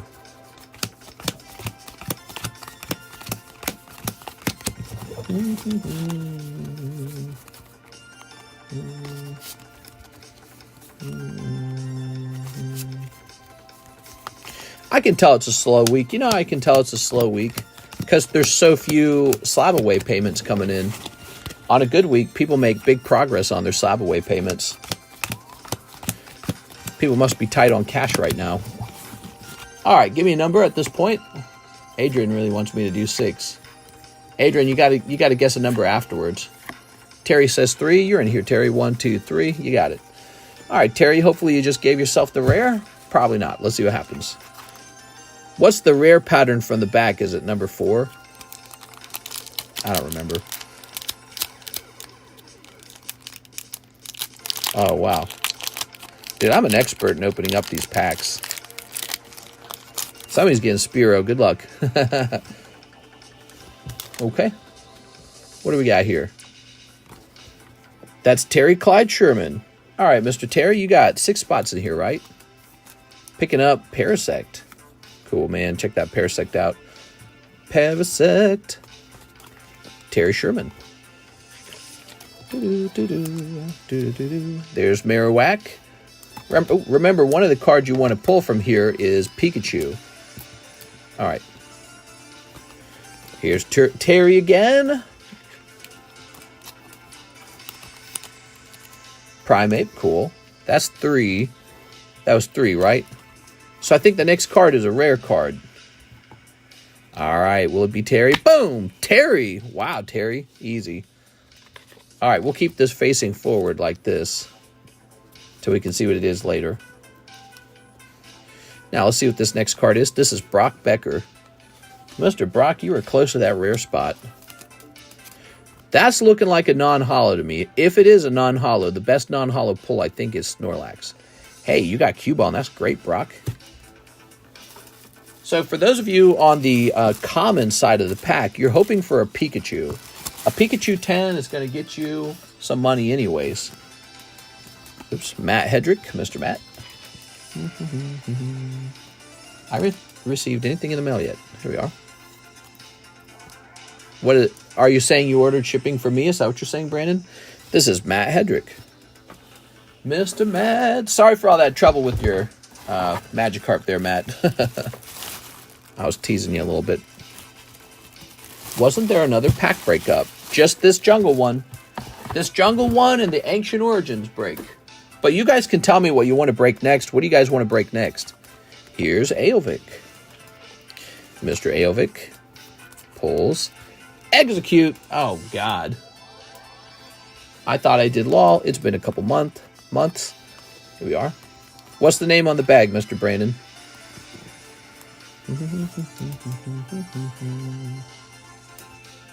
I love eggs. I do too. Eggs are delicious. Especially psychic eggs. Man, I bet they're going to ruin the whatever Team Rocket set is. They're going to ruin it. Pokemon doesn't care about making a cool set these days. They just care about whatever, like promoting their worst Pokemon. You do like the ugly ones. No, I don't.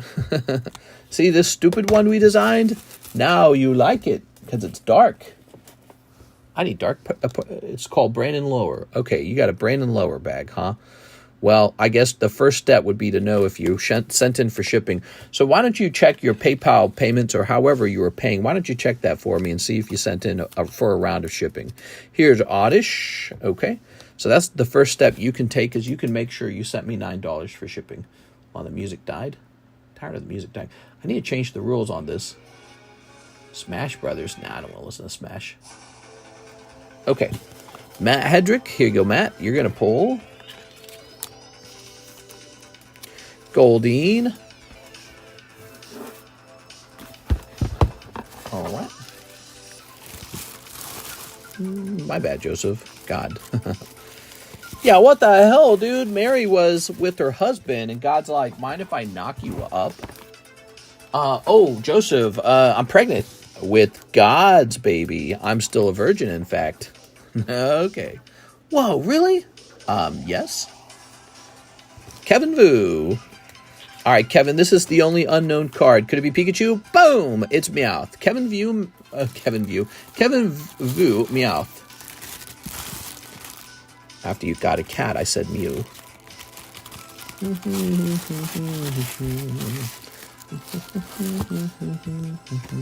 Here's Terry Sherman pulling Spearow, which we already knew about Spearow. So sadly, this pack did not have Pikachu in it. It would have been a better pack if it had Pikachu. Spearow, Oddish, Primate, Marowak, Parasect. But here's the rare spot, which you did snatch, Mr. Oh, no! Not Venomoth! No! Alright, it's a stinky pack. Venomoth is probably not the worst thing you can pull, but he's definitely not the best. Non-holo Flareon, Jolteon, Vaporeon, or non-holo Snorlax would have been better. Alright, pretty tough one. But let's go grab Mr. Terry's bag. He says he thinks he might actually have a bag. Okay. Give the ugly one sweet Altarts. The people will like it. What? DP, the show god. Wait, is this DP Fitness? That's not DP Fitness, because DP Fitness had the mod roll. Alright, there you go. Thank you, Mr. Terry. Appreciate it, man. I'd rather have my eggs. We need some mystery packs. What's a mystery pack look like? Will you let me see the Holo Mew in my bag for a moment? I just forgot what you pulled for me last week. Man, there's got to be some rule. No! All right, Brock, let's see what you got. Will you just go looking for my bag? I just want to see the thing again. Oh, you forgot, huh? You said a Holo Mew in your bag? You mean this? There's no other Holo Mew in your bag. I mean, unless it's like... Yeah, I don't know what you're talking about. That was Brock Becker. Holo Mew in my bag. All right, there we go. What do you think? I'm some kind of... Damn, one of the worst rares for sure. Okay, guys, we're in a position where we can pick a new pack break. I want to hear what you guys are interested in. Some are way more expensive than others. Mister's getting PTSD. Next thing people are going to ask is to add bulk to their bags. Yeah, then I'll get really triggered. Could I actually have all the bulk from that opening? Oh no, dude. Dragon Frontier, Sandstorm. There's Jim, Zangoose, Neo, Jungle. We could do another jungle real fast. I mean, the first jungle moved pretty quickly. I want Dragon Frontiers. Yeah, for like $100 a spot. You guys say that now, but when I show you the price, you'll be like, too rich for my blood. There's been 2 DPs for a minute, but fitness has been gone for a bit. That's sad. I'm a little confused on how to order shipping. Well, it's pretty straightforward, Brandon. It costs $9 if you're in the United States, and that's how you order it. You send in $9. Here we go. We got Delta Species, Base Set 2, First Edition Gym, Unlimited Gym, Holland Phantoms, TCC Light Pack. Oh, I have another Rocket Pack? That's going to go in the Rocket box. Ooh-wee. Lots of Rocket in here. Look at all that Rocket, dude. All right, cool, man. Well, plenty of the Rocket Japanese. Hopefully a Dark Charizard in there. All right, some Crystal Guardian, some Delta Species, Team Rocket Returns, Ruby Sapphire, Crystal Guardian, Neo, some Japanese Jungle. Japanese Jungle has a guaranteed holo in it. That's one of the reasons why it's so cool. It's also really affordable. We also got Ruby Sapphire, some Neo packs. Boy, these are rare now, aren't they, these Neo packs? Those are some crazy ones. Another Crystal Guardian, another Legend Maker. Just open all of them right now on stream. Yeah, I don't think so. So, I don't know. You guys say Dragon Frontiers, Holland Phantoms. Like, yeah, of course you want to open them until you see the price. And then you go, well, I don't like your price or whatever it is. It's too expensive. You know? And so I'd rather just hold those and not listen to the people cry about it. Here we are. Let's do a round of... I do like Sandstorm, but it's really expensive now. Let's do a holographic pack of Jungle. So that Jungle Japanese will be guaranteed holo. It will. You will get a heavy pack there. We just had a cold pack of Jungle. Let's do a heavy pack of Jungle, okay?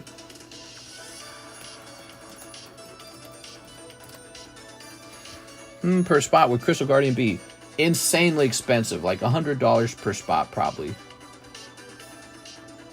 They're all unreasonable at this point. None of them are reasonably priced. Like, you might as well let me do breaks from Crystal Guardians.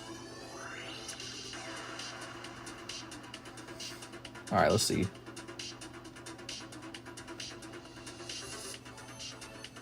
I would do that next time. You would do what next time? Wow, even Japanese Jungle has gotten expensive over time. Like, what the hell, dude? I got some of these saved.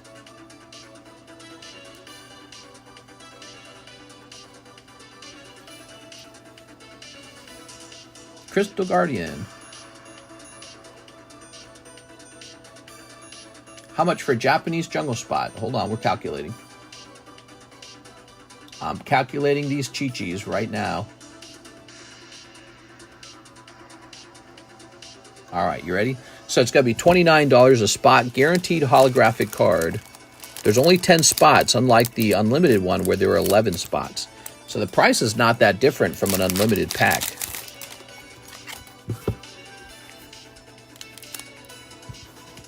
Made in Japan. Okay.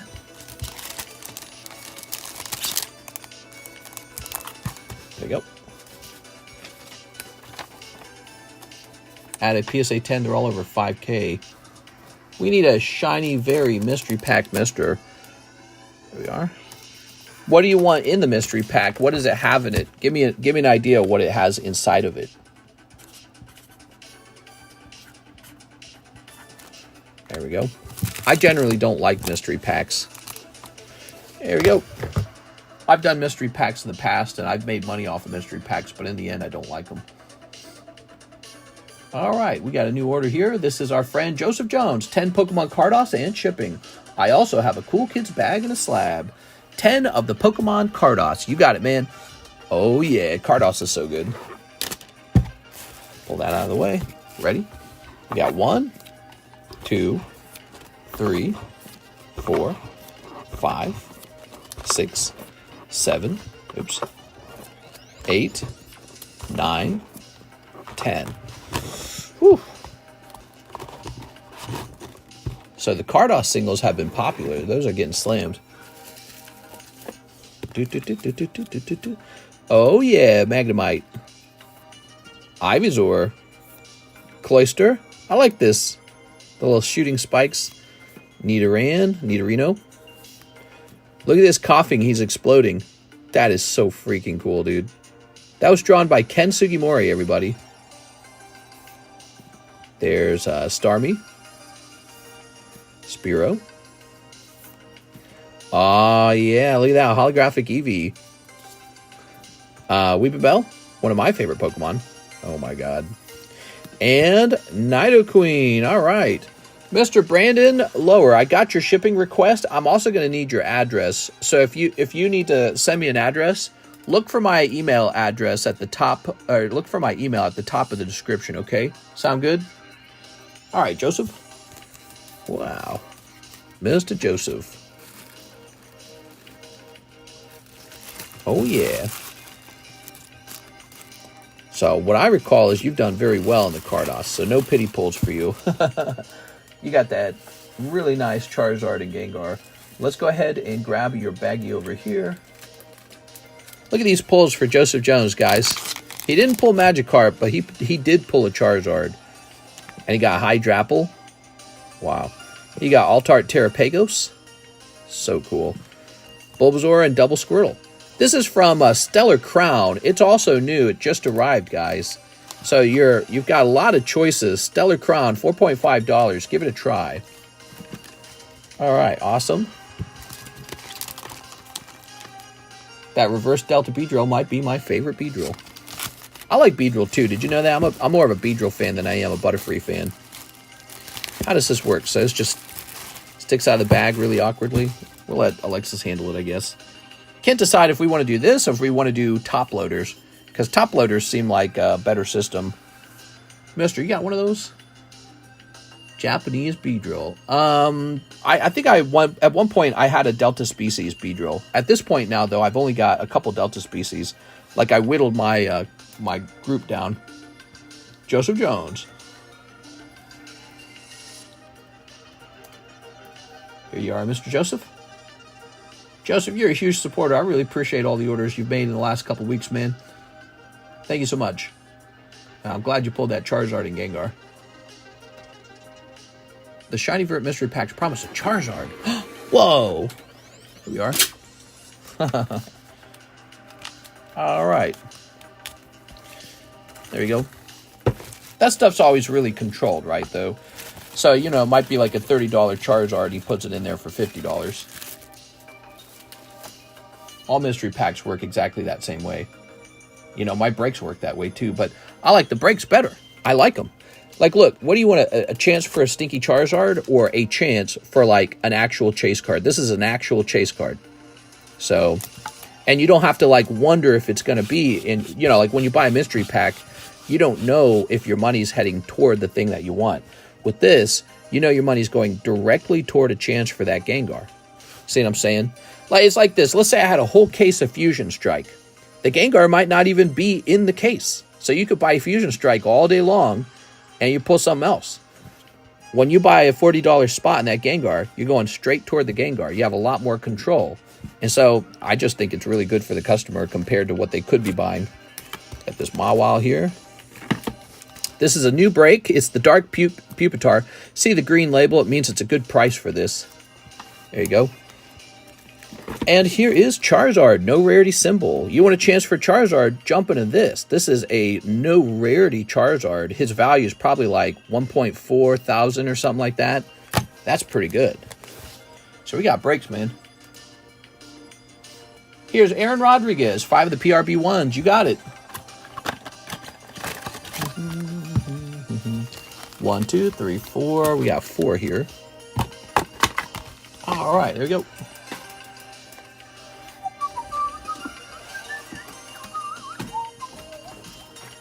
All right. Give me a moment here. Ugh, gotta grab a fresh box. Alright, I have a shiny Beedrill nicknamed Beezus. Oh no. Beezus. Alright, snip this. Oops. I'll jump into one of those, but I bought all your Plasma Blasts. You did well on the Plasma Blast, man. You only bought 3 packs of it, and you just went straight to sniping a full art, and you got one still sealed, too. So you did well on those.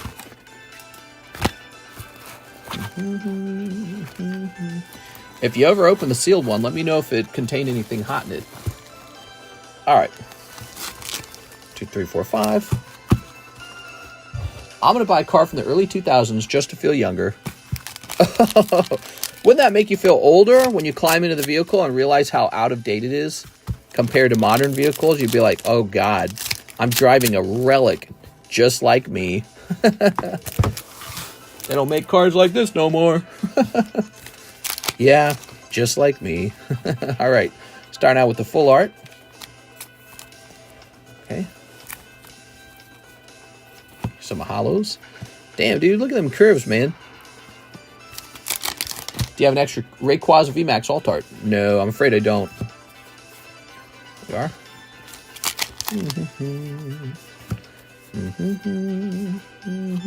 That's a full art. Haha, sneaky.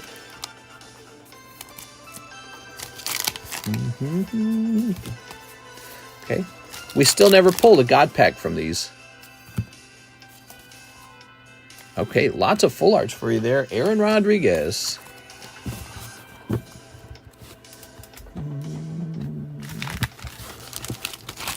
Throw that away. Mister. Yes. By the way, Brandon Lowe, I got to have that address for shipping. Did he share that? Ooh, man, I don't think he sent me an address. Uh-oh. Uh-oh, stinky. Any Delta Species packs? Yeah, I got 2 of them. I just kind of don't want to sell them. All right, let's see.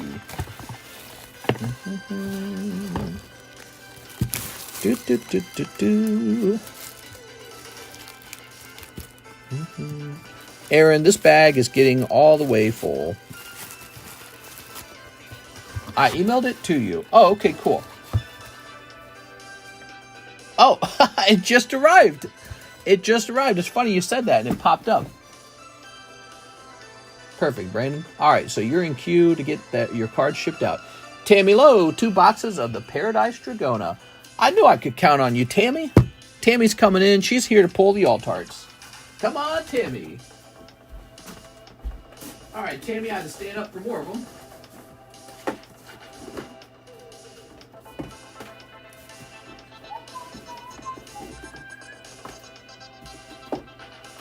All right, here we are. Pokemon can be a brutal mistress. But when your name's Tammy, you get all the good ones.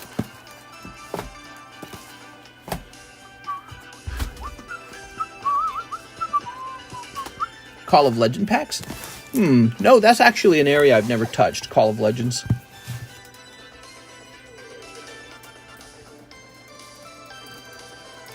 Call of Legends, huh?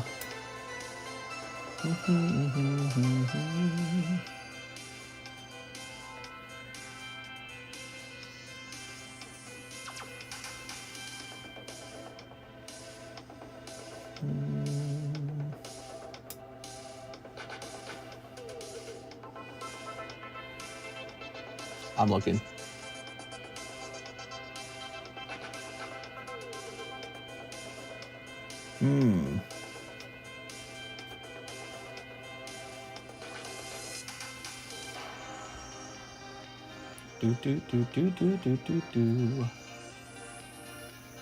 Call of Legends.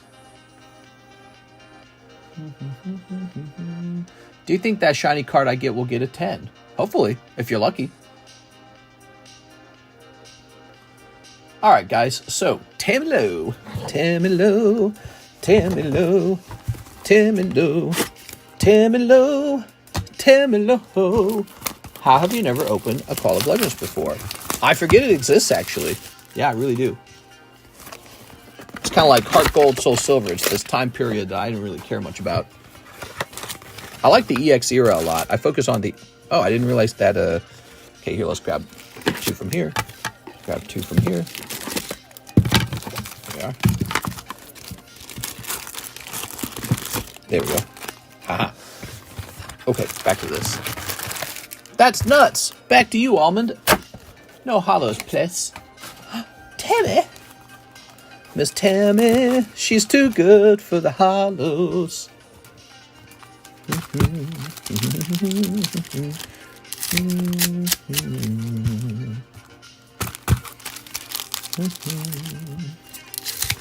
Snipping that. All right. Shiny Lugia is fire. Ooh, sneep.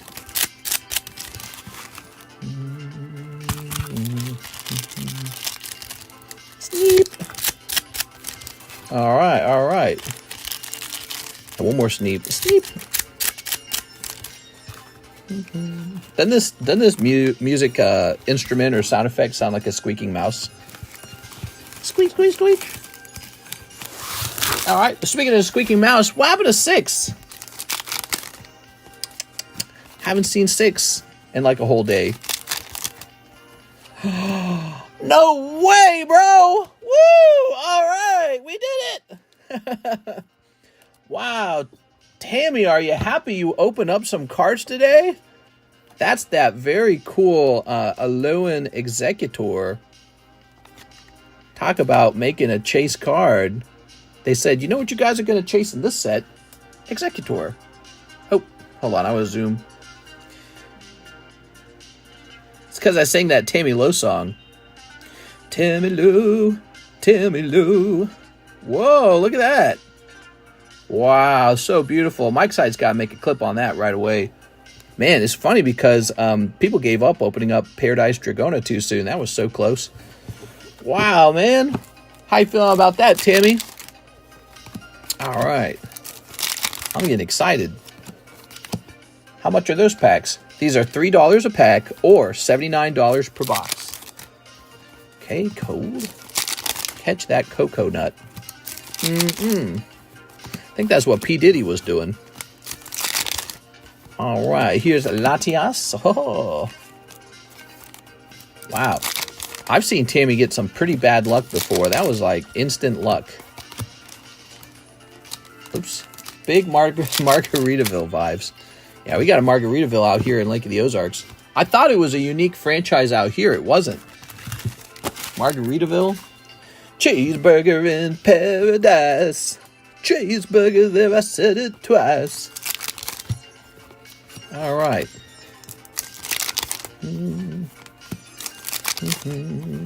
Cold. Congrats.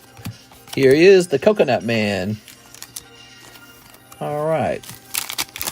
What do you think his attacks are? You want to use a Google Translate to see what the attacks are? I want to read the card. I want to see what the attacks are. Hold on. Google Translate.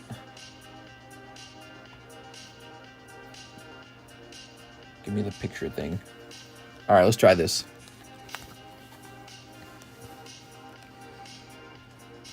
Can you read that? Tropical Fever. Choose any number of basic energy cards from your hand and attach them to your Pokemon in any way you like. The other one says Buzzing Sphene. Flip a coin. If it's heads, knock out one of your opponent's basic Pokemon on the field. If it's tails, choose one of your opponent's basic Pokemon on the bench and knock it out. Oh my god, dude. You just get 3 energy cards together and you can just start knocking out basic Pokemon. That's not bad because there are some really powerful Pokemon that are basic Pokemon types. So they build decks around that strategy. Did you guys like that? Did you like seeing the translation in real time? That card is so hot. Wow, that's going to be a collectible one for sure. You guys got to open more of this. We got 8 cases of this set. So we did just pull him, but he might be in the next case too. We are. Ooh. Some EXs can be basic, can't they? Yeah, exactly. There's a lot of powerful Pokemon that are basic. This is a basic Pokemon, I'm pretty sure. So you just get a fire energy, I'm sorry, a leaf energy, a water energy, and a fighter energy. And, well, you also have to evolve them. No one's going to build a deck for that. But, you know, if you get to attack number 2, you get to attach energy cards any way you like. Oh, the mushroom. First attack to stack energy, then the gambling game of one-hit KO. Yeah. That'd be a scary opponent. If your opponent gets that set up, he's just going to start knocking everything else out. Oh, yeah. There goes. All right. So we got that to chase after. We've got the Magikarp to chase after. All right, cool, man. I love pulling Latinas. You can't pull. He's lying, dude. This guy can't pull. You wish in your dreams. All right. I don't know why I said that to you. I'm just being silly. Here's Tammy Lowe. Boop. Okay. Tammy Lowe, what's the trick to pulling hot bitches? Set that up there for people to look at. We'll put it in the middle. Tammy's proud card. All right. You don't. What? It's not worth it, is it, Tammy? Girls who are hot bitches eventually are just bitches. That's what I think. The trick is to get a sneaky nerdy girl. That's the trick. Then you'll live happily ever after. There we go. I would hope to get the one to knock the Pokemon out on the bench. Just keep wiping the ones out with the energies. Here we are. There we go. You gotta look like me, says NHCC. The camera pans over to NHCC. He looks like a wreck. You gotta look like me. He looking like a chihuahua. Alright, let's start snooping. Paradise Dragona, number 1. I think that this is going to be a popular set. I think that the Executor is going to be a popular collectible. He just looks really good. He looks very pretty. The set even puts him on the front of the cover. They're like, that's the thing. That's what you want. Sneak. All right, there's that. And there we go.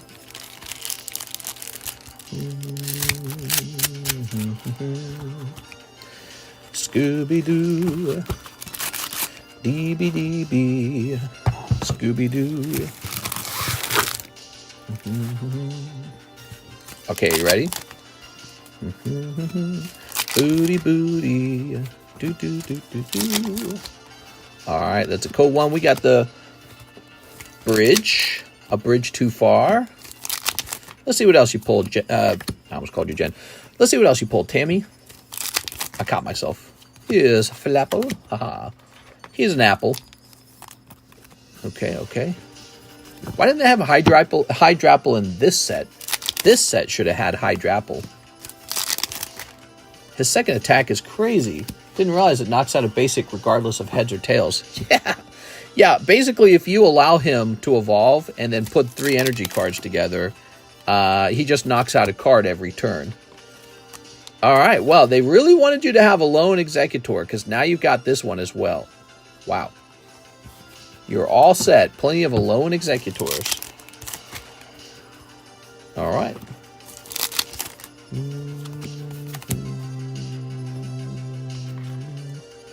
Wait. Yeah, okay, wait. Let's leave these up. Technically, turn 3, you can start doing that. Here we are. Yeah, I suppose if you got exactly what you needed to put them together.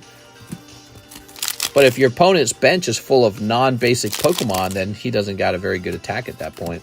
Well, he still got the 150 damage attack. That's pretty powerful, isn't it? All right.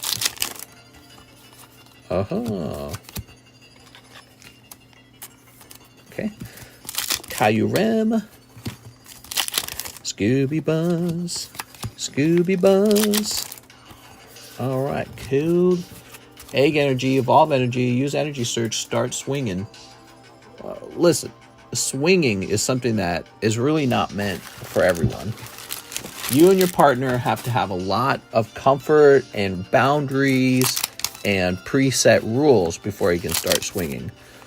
Here it is, Cyclizar. Bazoop. Cobalion. Oh, Palkia. All right. Oh, the apple pie Pokemon. If I was in a zombie apocalypse, I'd want him to be one of my Pokemon. Because in a tight spot, I could just eat my own Pokemon. All right. Obviously, that's why you don't tell him then. Sadly, Charizard from Obsidian Flames is still faster. They really goofed up making that one. Faster? What do you mean faster? All right, there we have it.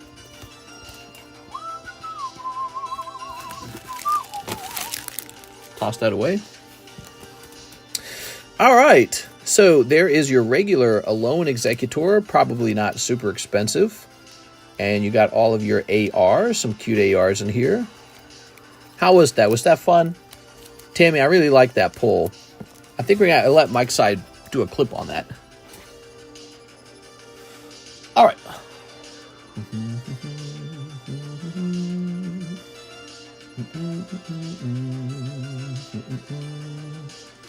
I got a message from Alexis. She says, oh.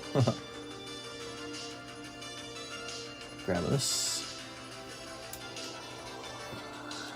This one's going to say, Tamilo, 22 hours, 16 minutes.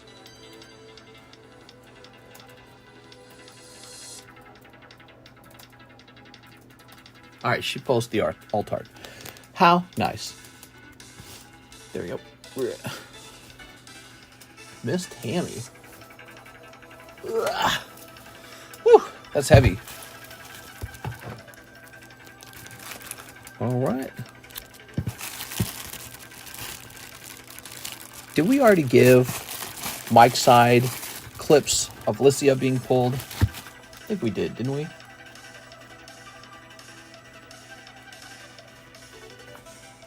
Oh, it was from the daytime stream.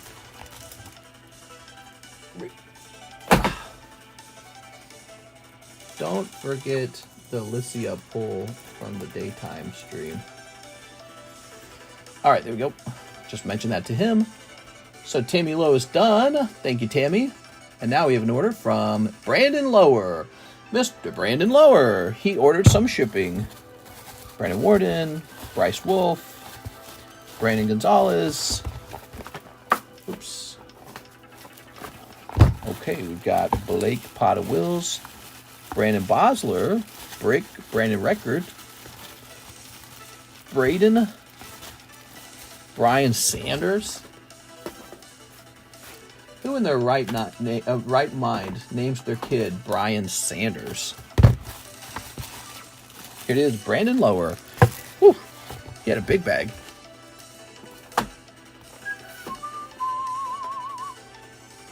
Okay, and then he gave me an address. Here it is, the shipping address. I'm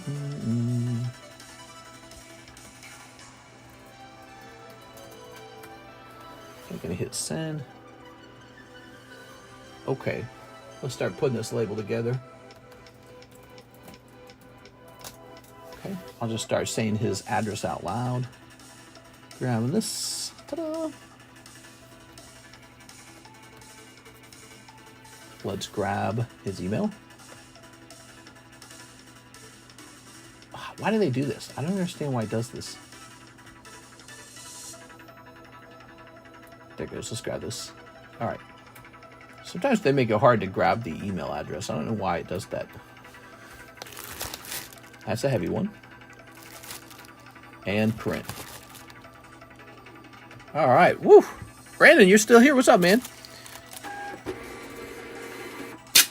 There we go. Got a nice fat bag coming your way. And when it comes, if you found that you really enjoy it, you should consider coming back over and opening up some more or joining some of our really unique and high quality breaks. Okay, Mr. Brandon. Miss Alexis is in tomorrow, so this will be shipping out tomorrow. All right, perfect.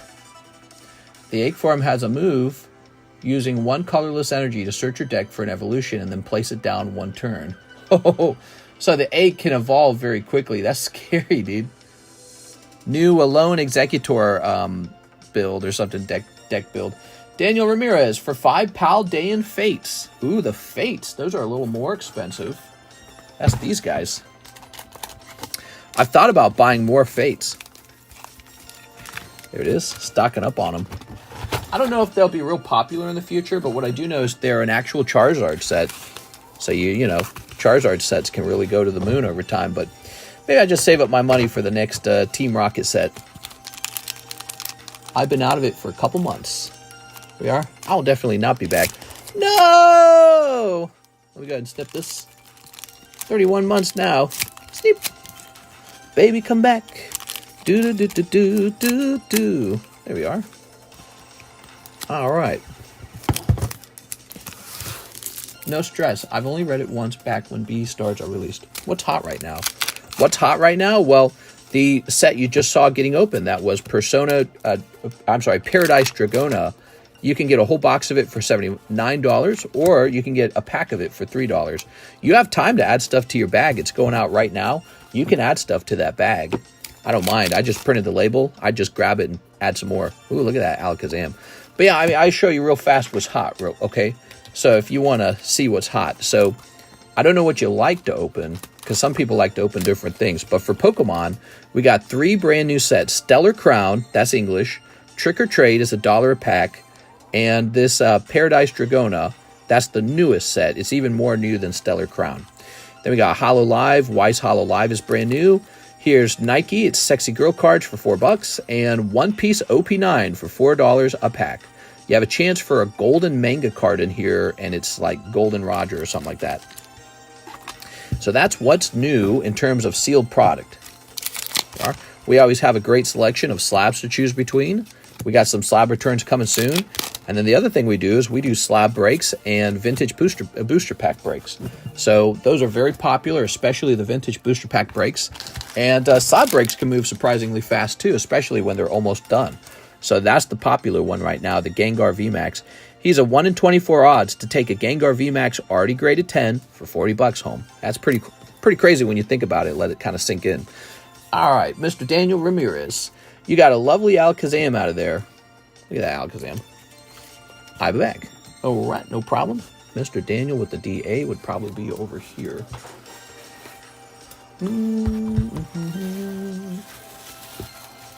I got a pretty large menu. I also have a secret menu. You can find a link to the secret menu in the description. So you can look over anything you want. Anything that sounds fun. If I was opening anything right now, I'd probably just be opening Paradise Dragona to pull the new stuff for fun. Let's see. Let's say I only wanted to open things in terms of my chance of actually making money. I'd go after the PokeBruh singles, the Carddass singles, the Karuta singles, and then I'd go after probably the Topps pack. Maybe I could pull that Charizard, the Merlin sticker series. Be looking at the weird vintage stuff and hoping for something crazy good to pop out. All right, Daniel. Of course, if you wanted to open modern, the modern with the biggest flip is this. Paldea Evolved has the biggest flip. So it's got a Magikarp in it where if it grades 10, it's a $550 PSA 10 card. And that's very recent. Like we looked that up like 2 days ago. So yeah, a $550 Magikarp if it grades 10. So that one's probably the biggest flip you can accomplish. Let me mark this on red. All right. Clicking on this. Clicking on this. Oh, nope, that's the wrong one. Clicking on this. Okay, good. We're going back to PayPal. PayPal says, Tammy Lowe, she says, I'll take another 2 boxes. Why not? The first 2 boxes went pretty well. Let's see what happens in the next 2 boxes. Tammy Lowe. So Tammy's going to open some more of the new set, Paradise Dragona. That's what I was just talking to you about. All right. Is Charizard in the Carddass box? So Charizard got pulled I need to add cards back into the Carddass box. There's still other good pulls like Mewtwo, Dragonite. I think there's probably another Gengar. I'm not actually sure. I'd have to look through every card to know what's in it. But I have to add the Charizard back in. He is going to be added back in. I just haven't done it. Have you checked with your distributor for HoloLive OCG? No, I've not looked for that. You think that's going to be super popular? I mean, right now, the HoloLives that I did order, I ordered 2 cases of it, not moving at all. So I might be done with HoloLive for a little while. We are. We're looking into other product right now. There's a Hello Kitty product I'm trying to acquire. And then probably going to get a little bit of that Marvel too. Cool, I'll grab 10. I'll be right back. Charizard in the Karuta box. I'm pretty sure he is, because I think there was like 4 or 5 of them in the Karuta box. Those Karutas are kind of a new thing. They're very cool looking. They're very vintage. We are. So for a little while, they're going to be a bit cheap. And, you know, as all of them get snatched up and graded, they're going to get expensive. We are. Also, the pokers, too. I know how to source quality poker cards. So that poker box is pretty good.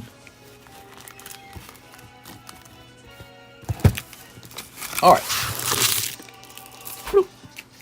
Tossing that all away. Miss Tammy. Miss Tammy. There we go. Boop.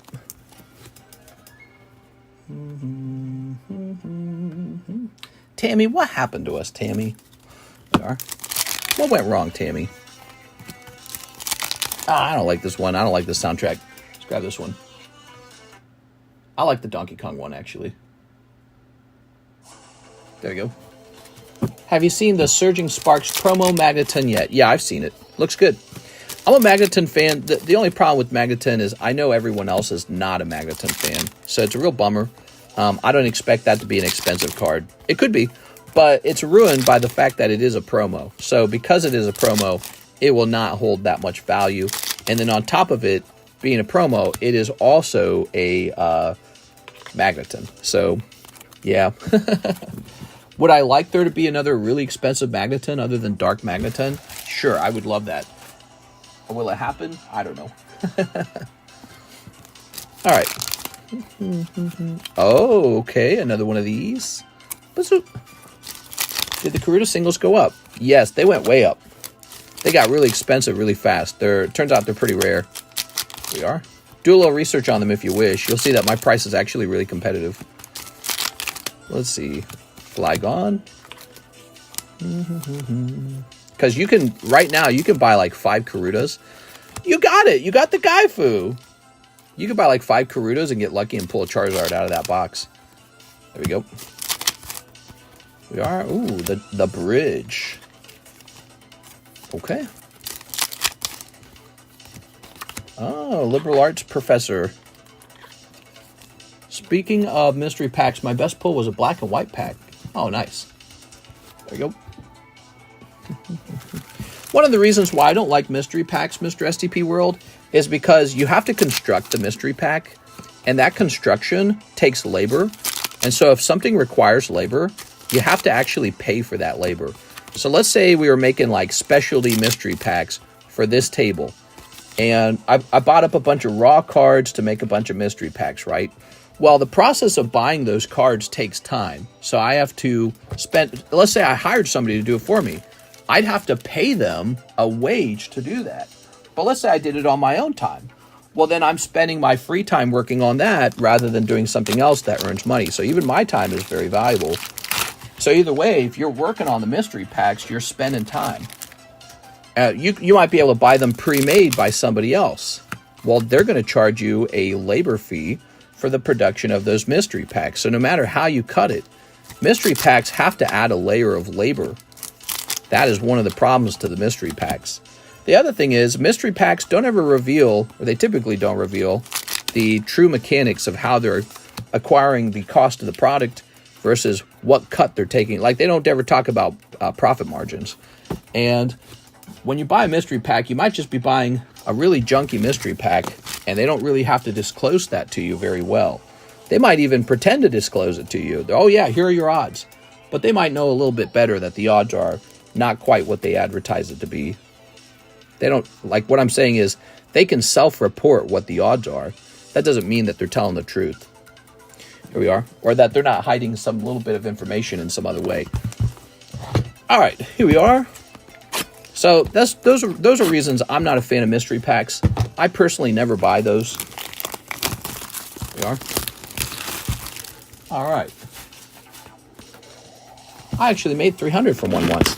Sure, I mean, if somebody goes to the casino and plays the slot machine, right, and they win, but for every one guy who wins, there's like 20 losers, right? Here we are. That's how a slot machine works. That's actually a little bit how booster packs work in general. That's how any break works. Like this break right here, right in front of us. There's 10 spots, right? But only one guy gets the holographic. So that's the nature of everything. So even if you won $300 opening a mystery pack once, that doesn't mean that your odds were very good when you were in that mystery pack. Even though you were the winner, it could have meant a whole lot of other people went negative. So, you know, if you could reveal the inner workings of the mystery pack, including the cost of labor and the actual, you know, margin and the odds.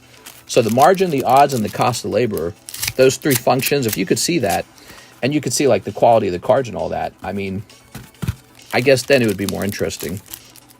We are. And then some mystery packs are for like booster packs. Well, you know, they can manipulate those booster packs pretty easily, right? So let's say, oh man, I got a mystery pack and mine contained a good booster pack from the black and white era. Well, it might have been a black and white era booster pack that was searched or weighed. And so from your perspective, oh wow, I've pulled a black and white booster. What you've really done is you pulled somebody else's junk black and white booster. Did you notice how you open a pack with me and you pulled an actual hit out? It's because I don't mess with that kind of stuff. And that's why people shop here. They like that. So, you know, you bought 3 packs from me and you pull a big, beautiful Jirachi. Well, that's because we just don't mess with it. All right. But these guys who do the mystery packs, you know, everything I sell is in front of a camera and it keeps me, you know, under the microscope. But when it comes to mystery packs, you can squeeze in, I'm sure, a fair amount of cheating into those mystery packs, and it would be very hard to track. Very hard to track.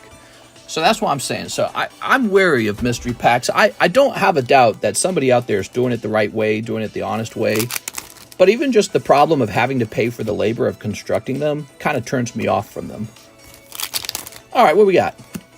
The labor cost of constructing mystery packs is already a reason to stay away from them. All right, here's a Flygon. Ooh. Boop. All right. All right. I didn't know about your channel right away. Yeah, no problem, man. PokeRev and I got in a little bitch fit one time. I don't hate him or anything. I don't dislike him. I think he's fine. I think he's good for the hobby. PokeRev, he was when I was starting this channel, he had a ton of subscribers already, and he was doing these amazing box breaks. You know, he was doing what Logan Paul would later do. So Logan Paul kind of, you know, got in on the same, you know, market. And I think after Logan Paul, PokeRev just kind of exploded even more, you know. So good for that guy. He's done very well. All right, here we go. PokeRev. Here's Clobbopus. It was Noble Victories, even worse. Yeah? We hate PokeRev. He's a thief. What? All right, let's see what we got. I was reading your comments there. What? Here's a Holo. All right. Cold. Pokemon. We have a... Ooh, you got an SAR. Check that out, Tammy. Tammy's having like a stroke of luck here. She got... This is an SAR, and this is an SAR. Wow. All right, here's Braviary. You know, a lot of places are going to offer those mystery packs because here's the reason they offer them. The real reason they offer them is because they get a better profit margin selling mystery packs than they do selling this, the actual product straight from Nintendo. That's the real reason they often do it. Here we are. They go, hey, I got a trick. Let's make up a bunch of mystery packs and get a better profit margin than selling the retail packs. Here we are. All right. Here's Kyurem. All right. All right. So, for example, if PokeRev, he made a higher profit margin selling the genuine product. If he made a better profit margin selling this, he wouldn't bother with the mystery packs. There's no need to. He would just sell that. So the incentive to sell the mystery packs is to get a better profit margin per sale. Now, how does he accomplish that? Well, he kind of accomplishes that by handing you poor odds or product that's in poor condition, product maybe that's been searched, but that's the only real way to do that. That's it. There has to be some point where he acquires the product unusually cheap for some reason. And I'm not stating that's exactly what he does, to be clear, guys. Again, maybe he's got some method of doing things that works really well for him. I don't know much about anyone's mystery packs, but I will say this. There's only a small reason to sell those mystery packs, and that's because the profit margin is higher. Otherwise, why would you do all that extra work? All right, let's see. All you got to do is say, go to my Pokemon card shop and buy a box of Paradise Dragona. That's all you would have to say. You'd say, go buy a box of Paradise Dragona. All right. Finally figured out how to become a member. I had to go on desktop. Darn it, desktop. Look at this, Tammy. Wow, that's so cool, Tammy. Tammy picks up another SAR tonight. That's why PokeRev has children. They're free labor. You think he makes his kid make the mystery packs? There you go.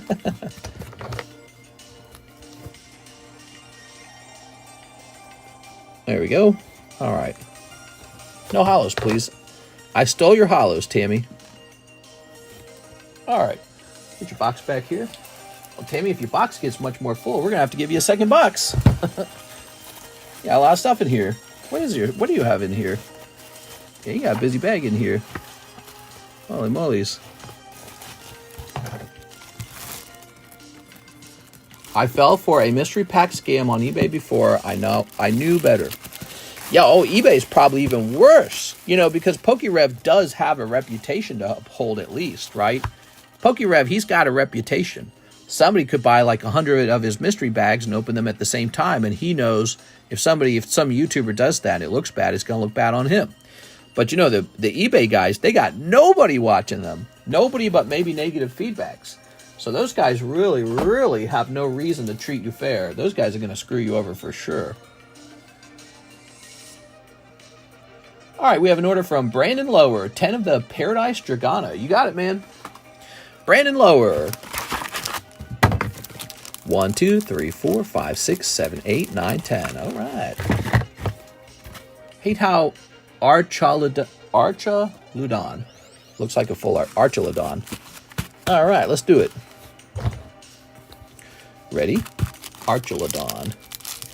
I'm never going to remember that. Duraludon? Archaludon? Nah, I'm never remembering that name. So wait, he evolved from Duraludon? They gave Duraludon another evolution right away? That's crazy. All right, I fell for a fake rocket pack on eBay. Oh. Oh, here we have Latios.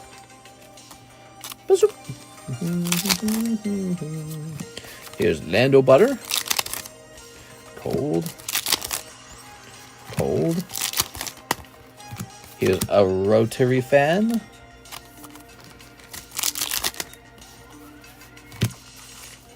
Duraludon was just a random steel dragon. Getting an evolution is fine. I guess they decided he was kind of stupid looking. Alright, there we go. Now he looks even more stupid. Yay! Alright, you got a beautiful fan. I don't know, Brandon. You might need to go deeper. Let me go grab your bag.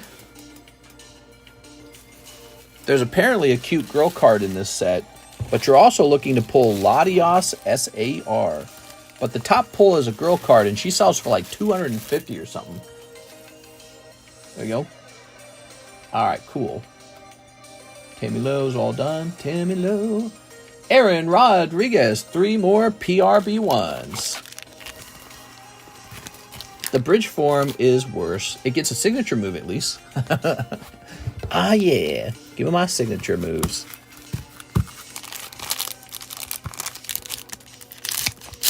Okay. Aaron. Some Mahalos. Oh, that's cool looking. Look at that card, man. Okay. One Piece is a big deal, man. A lot of our sales are just One Piece these days. I don't know when it all changed. All of a sudden, One Piece was the big dog. I mean, we've been selling Pokemon all night. And I think when Team Rocket comes out, it's going to be Pokemon all day long. But, yeah, Team Rocket's going to give Pokemon a boost, but right now we're going to be selling lots of One Piece. All right, that's it. You get 2 bags now. Just holos, really. Look at all these damn holos from the stupid PRB1 set, man. It's ridiculous. All right. Aaron Rodriguez.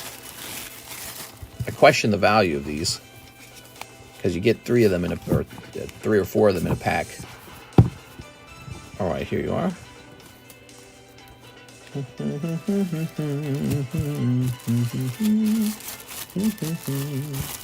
I got my money back on both eBay scams, if you wondered. Oh, good for you, man.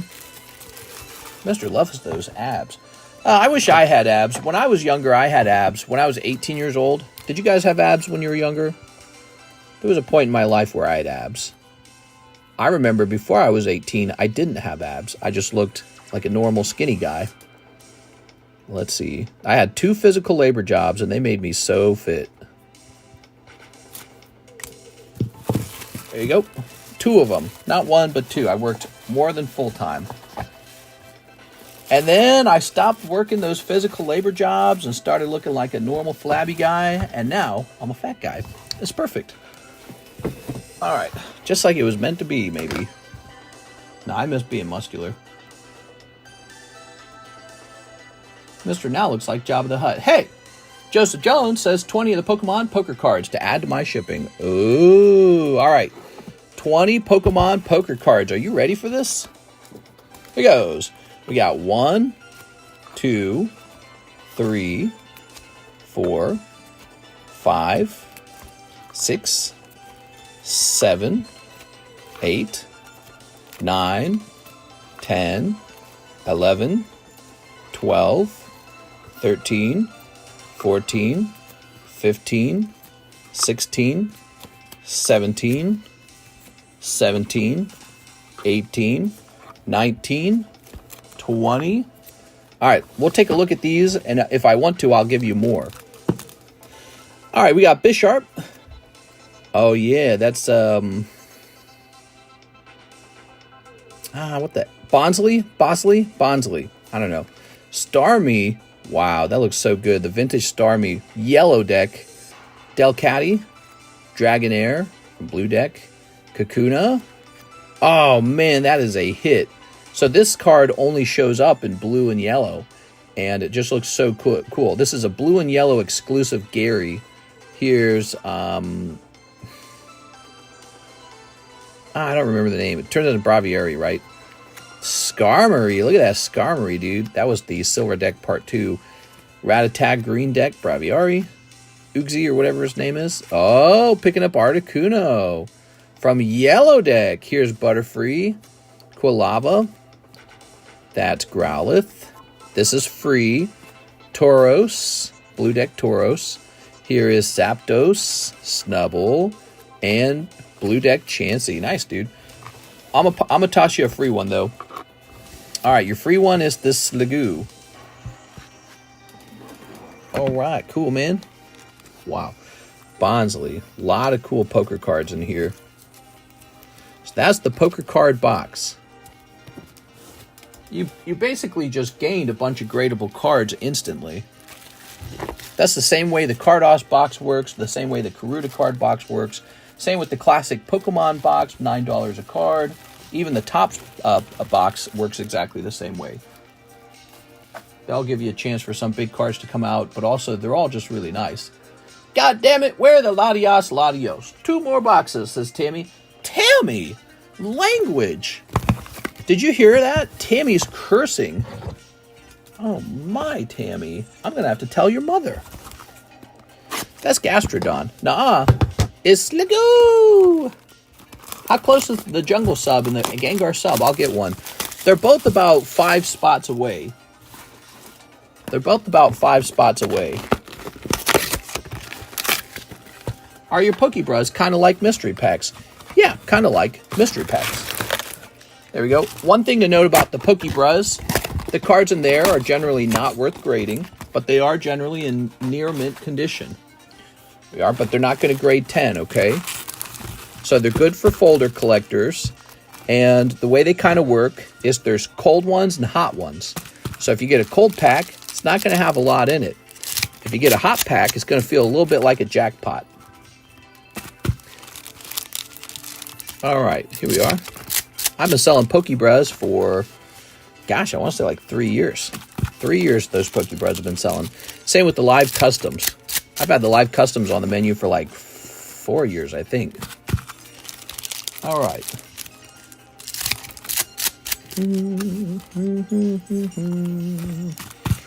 Here we are. All right, there we go. Come on. You mean wigged packs? It's wigged! Carl would know a thing or two about that. All right, here we are. This is Timmy Low. Is this Shiinotic? What's the name of this Pokemon? The ugly mushroom Pokemon. I don't remember that Pokemon's name. The fan.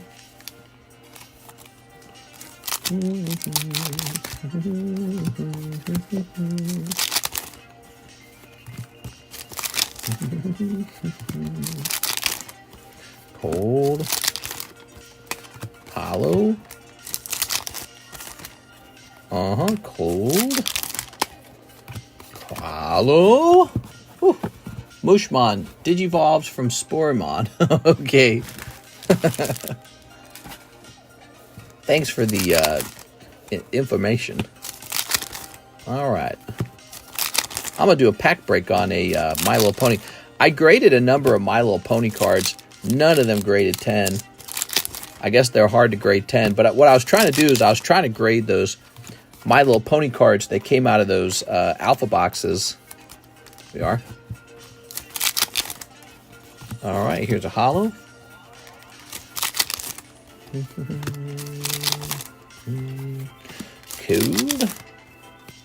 Cold. I might list them up on eBay, see if they sell. My Little Pony, really? Yeah, one of my best performing booster boxes this year was My Little Pony. I had 2 cases of the base set of it, and they tripled in price this year. People buy it. I mean, there's girls who like My Little Pony, don't forget that. But there's also boys called bronies, and those guys, it's almost like they want to prove what a brony they are. Still for sale? Yeah, we got My Little Pony on the menu. It's on the secret menu. Let me look it up for you. You can open up a pack of My Little Pony for, used to be $2 a card. My Little Pony base set, $10 per pack. So yeah, so if you want to open up some My Little Pony, it's $10 now. It used to be $2. I told you the closest I got with you was a 9.5. Pony cards were not cut well. Ooh. I guess that means if any of them graded 10, I could put it up there and ask like $1 bazillion for it. Just see what happens. Vibrava. And here is this guy. So is Flygon in this set? Flygon must be in this set, right? You got Latios, but not the Latios. All right, there you go. Tammy.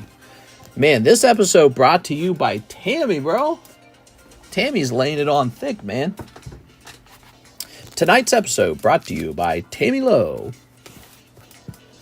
All right, Tammy. Let me get back to you next stream. I want sealed. Oh, you're interested in some My Little Pony. My Little Pony. We got some sealed booster boxes of it. All right. Did you have somebody do a false return on eBay with you?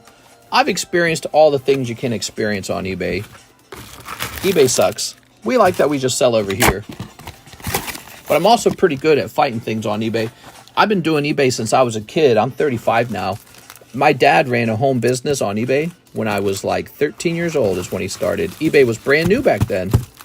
He started a wood home crafting business for people who liked crafting things like pens and bowls and guitars and pool cues and all kinds of cool stuff. Knives, knife handles, duck calls, wine stoppers, all this crazy stuff. So at first he was into the wood crafting.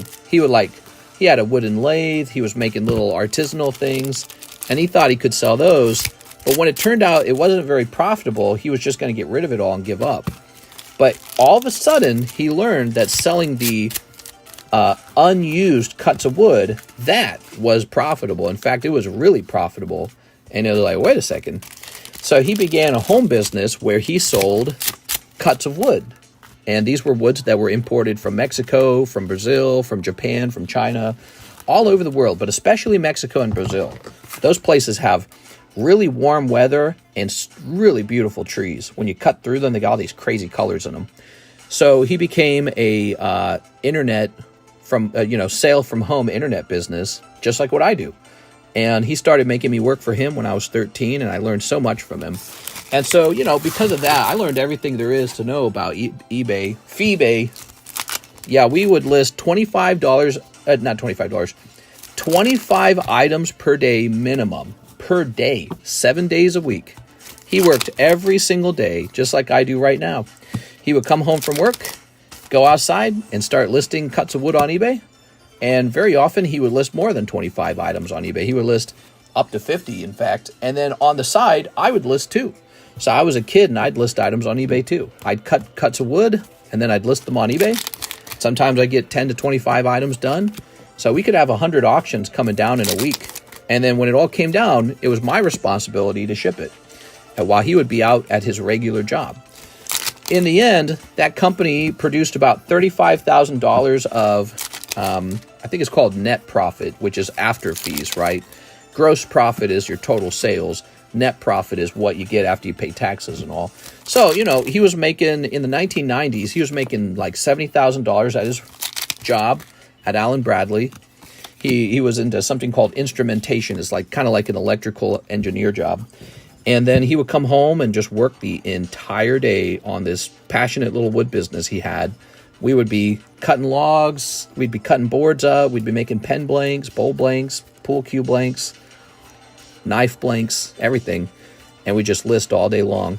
And sometimes you'd discover something really crazy that would sell really well. And for a while, we'd make a lot of extra profit.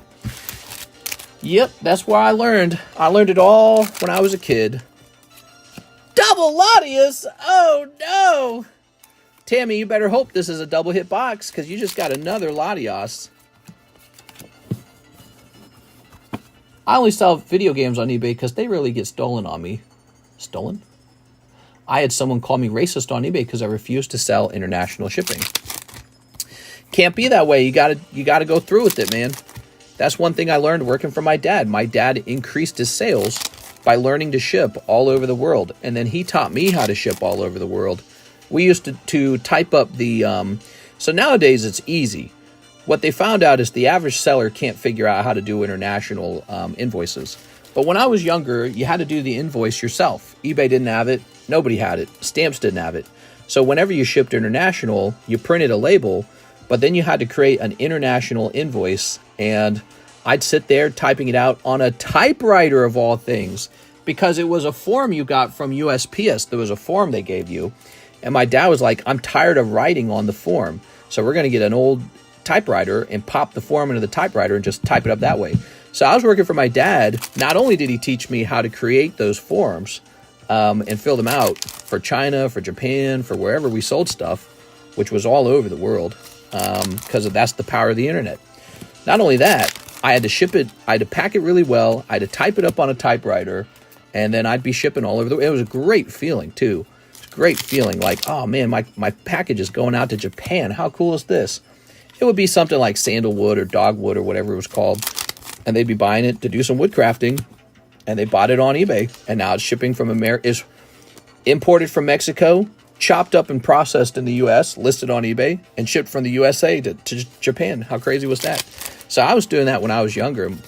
My dad just expected me to know how to do it like I was an adult. I was only like 13, 14, and 15, but he just dumped the responsibilities on me really hard because he had to work half the day at his real job. He had to go to his real job, and then he would come home at 6 p.m., stripped down to like basically like his whitey tighties almost, but he had like this really thin pair of shorts because it was 100 degrees in the summer in Missouri, and he'd go out and he'd just get covered in sweat and just completely covered in sawdust. He'd be chopping product all day, listing product all day. There's wax everywhere. There's a type of wax you use to protect the wood. And back then, he bought some really fancy digital cameras to take pictures of it. But by today's standards, those cameras would be junk now. Yeah, we got these iPhones now. Look at this iPhone. This iPhone, which costs so little, this iPhone is 1,000 times better than what my dad was purchasing. But back then, we didn't have iPhones. There was no iPhone. Well, I think the iPhone was just starting to come out soon. But we were just using... iPhones weren't good for pictures yet. Did the dogwood bark at you? Just kidding. Yeah, there were all kinds of cuts of wood. I believe dogwood was one of them. But it wasn't very good looking. One of them was really smelly. I think it was sandalwood was bad smelling. Let me look it up. Which kind of wood has a bad smell? Bradford pear.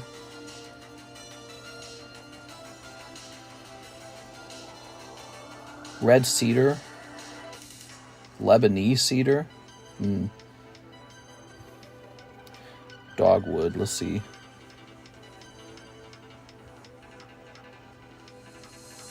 Dogwood wood crafting. There you go. Right here. Spalted American dogwood pen turning blank. Large dogwood turning blanks. See? That's exactly what I did when I was younger. I worked on that kind of stuff. When they refer to spalting, spalting is mold. That's what spalting really is. It's mold. All right, Miss Tammy. So, Tammy, unfortunately, this was not a double hit box. You got one Latios over here and one Latios over here as well. They want to give you a Latios, just not the SAR. Come on, Pokemon. Damn.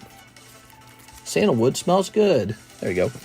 One of them smelled really bad. I can't remember which one it was. I wish I could remember, but... anyways, yeah, I learned so much. I learned so much from that job. And you know what I didn't learn very much from? School. I really didn't learn very much from school. I have 2 degrees. Did you guys know that? I have 2 of them. I have an Associates of Business, and I have a Bachelor's of Computer Science. It's a Bachelor's of Science, Computer Science. And so that computer science one was really difficult. But, first I went to college for business.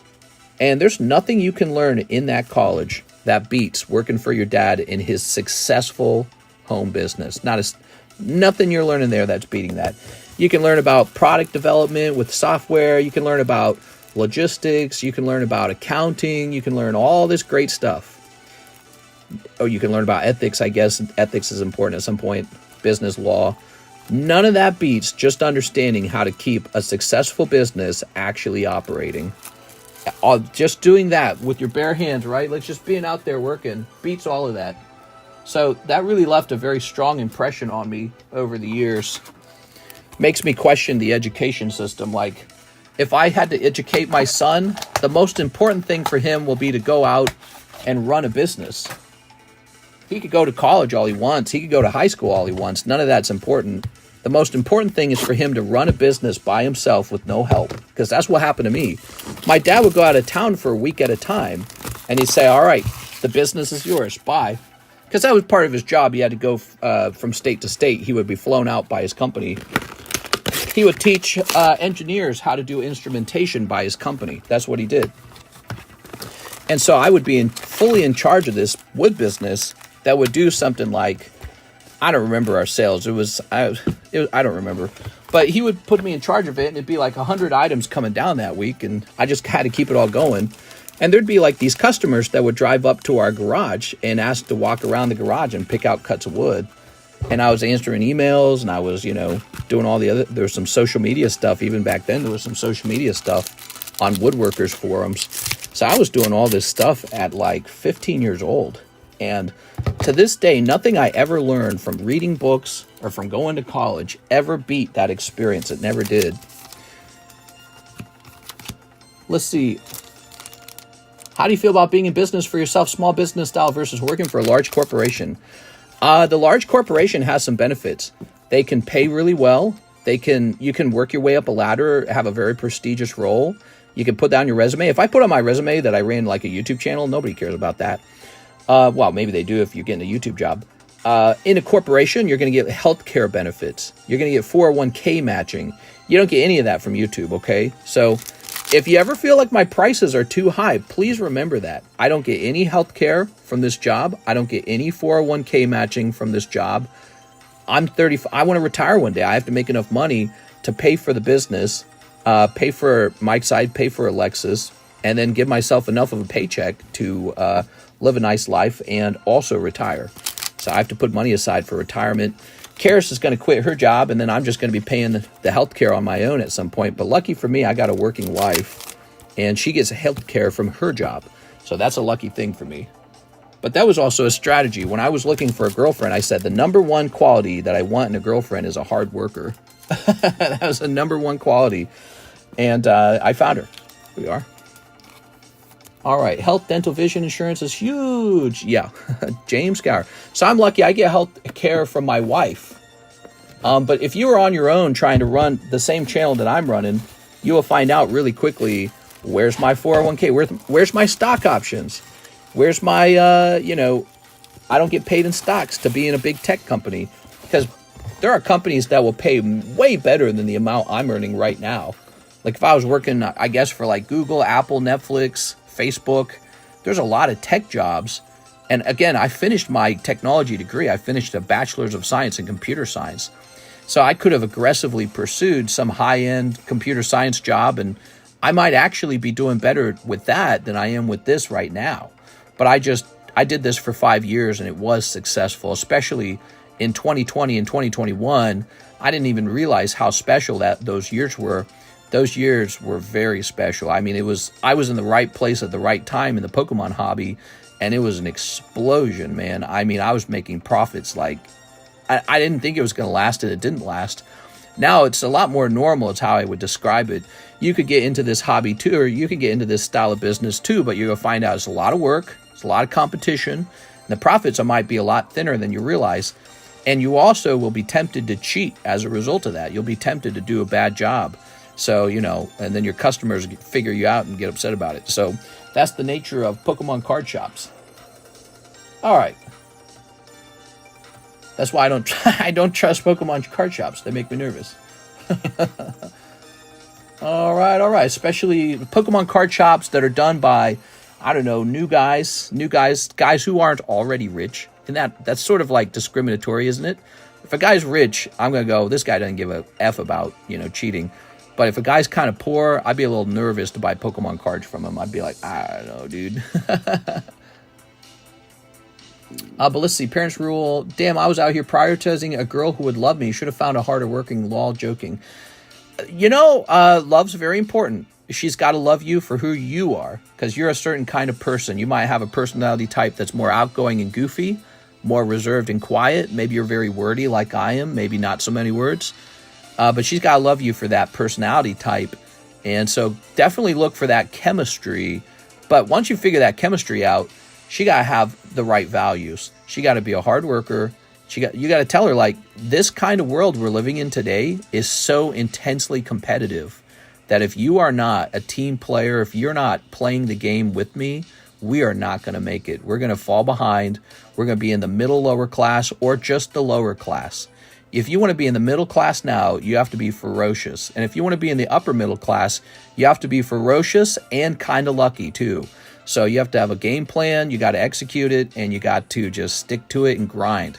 And then you'll make it to the middle class and the upper middle class. If you don't do that, if you if you have fun, I'm going to have fun, and you don't have like rich parents who are going to leave your money behind, you will be stuck in the lower class, lower middle class. So yeah, it's rough out here. That's because there's so many people that are all competing at the same time, and the competition is fierce.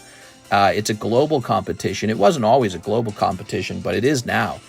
And the internet's taking a lot of jobs. Technology's taking a lot of jobs. The government's printing a lot of money and investing it poorly.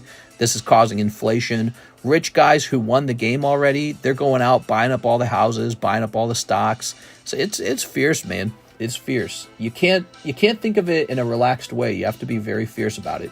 So, when I talked to Karis, when I met her, she kind of figured me out pretty fast. I was like, let me tell you what kind of person I am. I'm wild. I want to win. I want to live in a boathouse. I want to have a boat. So I told her I had big dreams, and she's got to be on the same page as me, because I had just broken up with a girl who didn't have those dreams. I just broken up with a girl who wanted to spend more time having fun while she was young instead of having fun when she was old. And I'm like, no, I'm the work now, play when you're old type. All right, here goes Joseph Jones. 1, 2, 3, 4, 5, 6, 7, 8, 9, 10. Here you go, bonus card here, okay? Bonus card, number 11. Wow, big orders from Joseph Jones and Tammy Lowe tonight. Thank you, you guys. She actually is a very hard worker. I was really joking. Oh, nice, dude. Yeah, if you can get a girlfriend who doesn't like to spend money and likes to work hard, you're golden, man. You're going to succeed. That's what it's all about now. Here's War Turtle. That's half the game right there. You think the game's just about you and your career? No, half the game's just getting a career-minded girl who understands life is kind of a struggle. And she's down with it, and she understands it's depressing. She understands it's frustrating, but she gets it, and she's ready to fight, Here's Poliwhirl. Here's Slowpoke. She doesn't take it for granted. She doesn't act like, well, the solution is to party now and hope it all works out later. She knows you got to take control of it right away. Look at that Clefairy Hollow. Beautiful. Meowth. Here's Slowpoke. Some people are very lucky. They just inherit, like their parents did well. Their parents bought a house in California. All they got to do is wait for their parents to leave them that house. The end. I don't have that. Karis doesn't have that. We actually have to help her parents. Ninetales, my parents, I haven't seen my parents in 17 years. So I haven't seen my parents in 17 years. And Karis's parents, they need help. They're the other way around. They actually need help. So we're anticipating having to spend money instead of receive money on her parents. Because, when you got family members, you can't just watch them struggle. You want to help them. So that's where we're at in life. And yep, so we're boom, boom, boom. We're ready to fight. We're ready to do whatever's got to be done. All the hard work. I really am a believer in hard work. You don't got to cheat. You don't got to steal. When I was homeless briefly at the age of 17, I didn't do any stealing. I never cheated. I got a job at Target, and then eventually I got a job at Sears and just worked really hard. I knew that was the trick, was to just work really hard. And people, they dismiss that. People say that doesn't work anymore. They say, oh, that doesn't work. The game is rigged. I don't know what to say. I don't think that that's true. I think it's the wrong attitude as well. You just got to find out what you got to do next in the game, and don't break the laws, because you want to have a nice, clean record, and that's going to help you with your education. That's going to help you with your job. It's going to help you with your soul. I swear to God, if you are somebody who begins to accept a worldview where there's no shame, there's anything goes, you just do whatever you got to do to win, you actually will lose. Because if you're a toxic person, you'll have no friends. No one will want to help you. People will want to just get away from you. So when it turns out you're this kind of safe person to be around who never does anything to hurt anybody, people are like, hey, I'll help you. You can come rent a room for me for cheap because I know you're struggling and I'll help you. Yeah, so that's very important. It's sort of like an image issue. All right, that's for Joseph Jones. I'm rambling. I'm sorry. I'm rambling, but maybe this rambling reaches someone's ears who's struggling himself right now. I knew a lot of guys who were like me when I was younger. I feel like I still do know people like this who are still struggling, and I get it. I totally get it, because I was struggling when I was younger as well. Mistress, the Peak American Experience. Yeah, well, if you want to say the Peak American Experience is just doing a lot of work. Big respect for helping her parents. A lot of people just let others struggle. Well, here's the problem. So my plan was always for her and I to succeed, be financially successful. And I know for a fact she could not be happy living in a nice big home while her parents go homeless. It's just not a thing. It's just not going to happen that way. Only psychopaths could handle that. So I knew that it was going to be that way. So I immediately said, all right, we have to do whatever we can to assist your parents without, without completely becoming involved. So I said, well, we got to make it in a way where they don't own the home, because they'll sell their home and then they'll lose all the money from the sale of the home. So we started getting involved in their finances, and they're in a home now that we've got ownership over. And when they need it, we'll sell the home and use it for their medicine. So it can only be used for necessities, and they don't have control over it that way. And I think they like it that way. They give Karis a small amount of rent, and what they don't know, they must think that Karis actually keeps that money. She doesn't. What she does with it, she takes it and she puts it in an investment account, and that account will also be used for the medicine. So we're investing for them.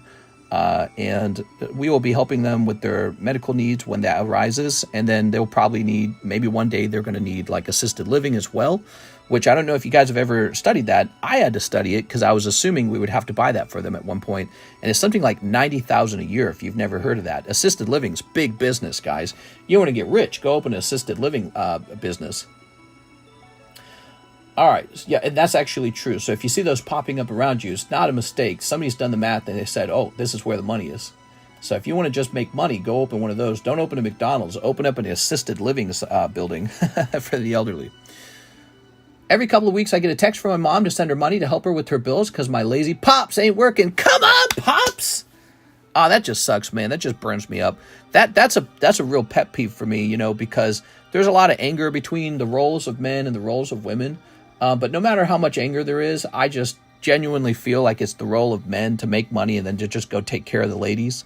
So you got like a mom and the dad doesn't want to pitch in to help her, but, they have a shared child together and all that. So they have kind of like this genetic, history together, right? I just couldn't do that. Unless there was like this pure hatred between us, like she was an abuser. But I don't know if that's the case. But yeah, I mean, what else does a guy have to do other than make money and give it to people who need it? Because what are you going to do with the money? Well, if I had a lot of money, what am I going to do with the money? I don't know what I'm going to do with the money. Buy a bigger home, I guess. And then you can be in a big empty home by yourself because nobody likes you, right? So that's life, right? Life's tough, man. All right, let's see. Nurses get paid big bucks. Yes. Let's see. She doesn't like to work, but she grew up without much money, so always had to work. Yeah, Karis grew up with parents who were not very good with money. Karis's parents are like two people who love to explore. They are not manager types at all. They're not rule types. They don't have rules. In fact, when I started dating Karis, I just started sleeping over at her place, at her parents' house, and they just didn't care. We'd sleep in the same room. Who cares? They're Christians too. They just didn't care. So I perceive them kind of like hippies. They're like a style of hippie. And somebody in the relationship needed to be more like a manager type and handle the money. But neither of them have that personality type. So they're very, very, very laid back. They're very nice people. So you can't dislike them. It's not possible to dislike them because they're not dislikable. They're just bad with money, man. They just don't get it. They don't understand money.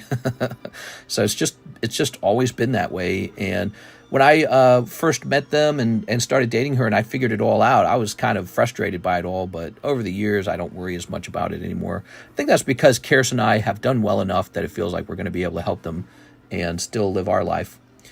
True, but that's the point, I think. I want to have a serious talk with my dad, like, WTF are you doing? How can you let mom have to ask her kids for money because you don't want to work? So he doesn't have any job at all? I mean, I just couldn't do that, man. Maybe if he was collecting Social Security. So if it was time to collect Social Security, maybe you could have some lifestyle set up where you don't, you're retired. But I mean, when I worked at Target, I never forgot this.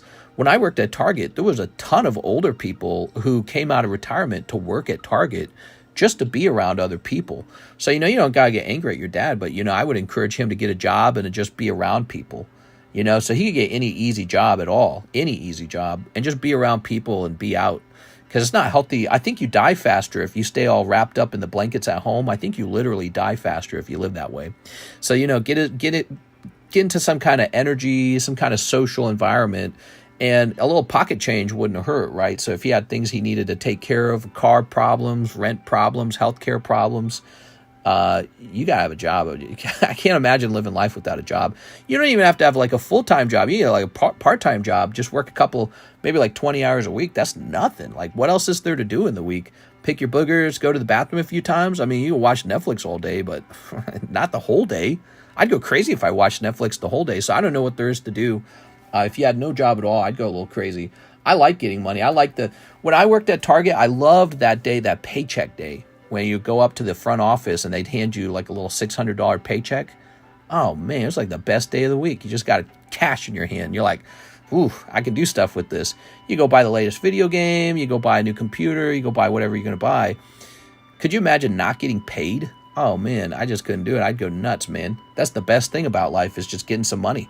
So I love making money. It's a sign of productivity is what it is. So I love being productive. I love making money. I like getting paid. I like getting a paycheck and then thinking about what I'm going to spend it on. I'm going to buy this because that's what you're supposed to do, right? So, and yeah, there's people who don't need much to be happy, but I like to buy stuff. It's fun for me to buy stuff. Life's more exciting when you can go shopping and not worry about, oh, I spent $100 today. Who cares? So life's more exciting when you can spend $100 and just be like, I'll get $100 next week. I don't want to say it, but SS looks at your highest earning years. Social Security does. I see. So is social? I don't know how Social Security works. Does it, Mr. No Job, No Social Security? Oh, I see. So Social Security depends on how much you've paid into it. Is that right? He's only 57. He will just not work. 57's young, dude. My father-in-law, he's like 62, I think, and my mother-in-law, 65. They both work. Yeah, the ones I'm talking about, she works on a horse ranch, and he works for Uber. And so they both work. And they're both older than your father. Yeah, get him off his booty cheeks, man. Tell him to go make some money. Tell him he needs to work because he needs to leave you an inheritance, dude. I think I've said that to Karis before. I said, if they don't work, no inheritance. But yeah, I mean, it's just, there's not gonna be an inheritance. But yeah, I mean, you gotta get your dad working so he can leave you some money. Dad, you're gonna be around for a while. Get to work. Top 3 years of income, huh? Yeah, right. He don't care about leaving his kids money. Well, I'm sorry to hear that, Troy. That's not right, man. I don't want to be that way myself. When I get older, I want to make sure that I leave some money for my kids. I care a lot about that. When I was younger, I had 11 brothers and sisters, and Christmas or birthdays would come around, and they were so impoverished. I knew we were poor for our birthdays and for Christmas, and it's probably just my personality type. It killed me, dude. I hated it. I hated being poor. It felt so wrong. A special holiday comes around and we can't afford a nice thing that it appears the average middle class people can afford. It was like soul crushing for me. So here I am. I'm much older. I've got all these nice toys and, can't really fix a bad childhood necessarily, but I'll take this over being poor always, always. Having some money in your pocket, not worrying about money, having some really nice toys like this, so nice. Yeah, it does fix it a little bit, to tell you the truth. Knowing that you came from a bad background and then you didn't have to end in that way. You reach a point in your life where you have a nice amount of things. It also kind of shows you that, it was to a certain degree unimportant. But as a kid, kids don't perceive the world that way. We don't go, oh, it's just material goods. When you're a kid, you're experiencing Christmas in a raw version of Christmas. And by the way, I love Christmas, my favorite holiday. I love Christmas. But what was I going to say? I want to leave my kids a little money behind. I want to leave them a trust. I'll leave them some Pokemon cards, some properties. You know what I'd like to do? I'd like to acquire a really special property and know that my kids never sold it, that they just kept it and kept passing it down for generations. I would love that. That'd be so cool. Maybe some fancy manor or something like that. But who knows? I mean, I'll probably still be working at 75. I'm only 35 now, guys. What's another 40 years?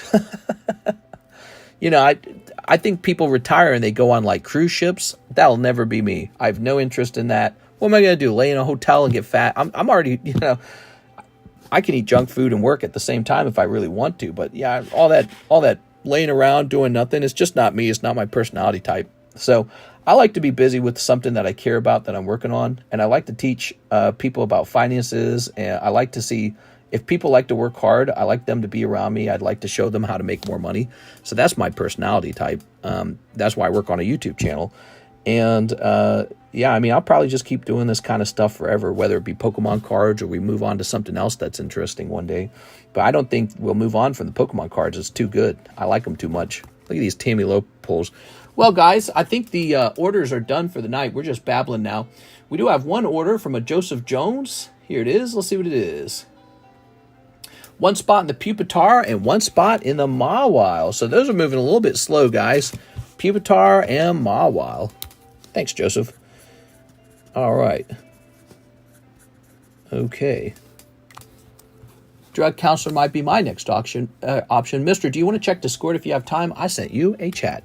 I will definitely be looking into that. I think I already saw it. You were mentioning wanting to sell me a metal Charizard. Here we are.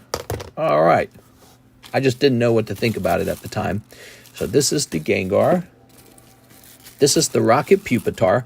Oh, wait, you're not in this one. Anthony Kalura's in this one. Oh, Anthony Kalura. He's been in a lot of breaks.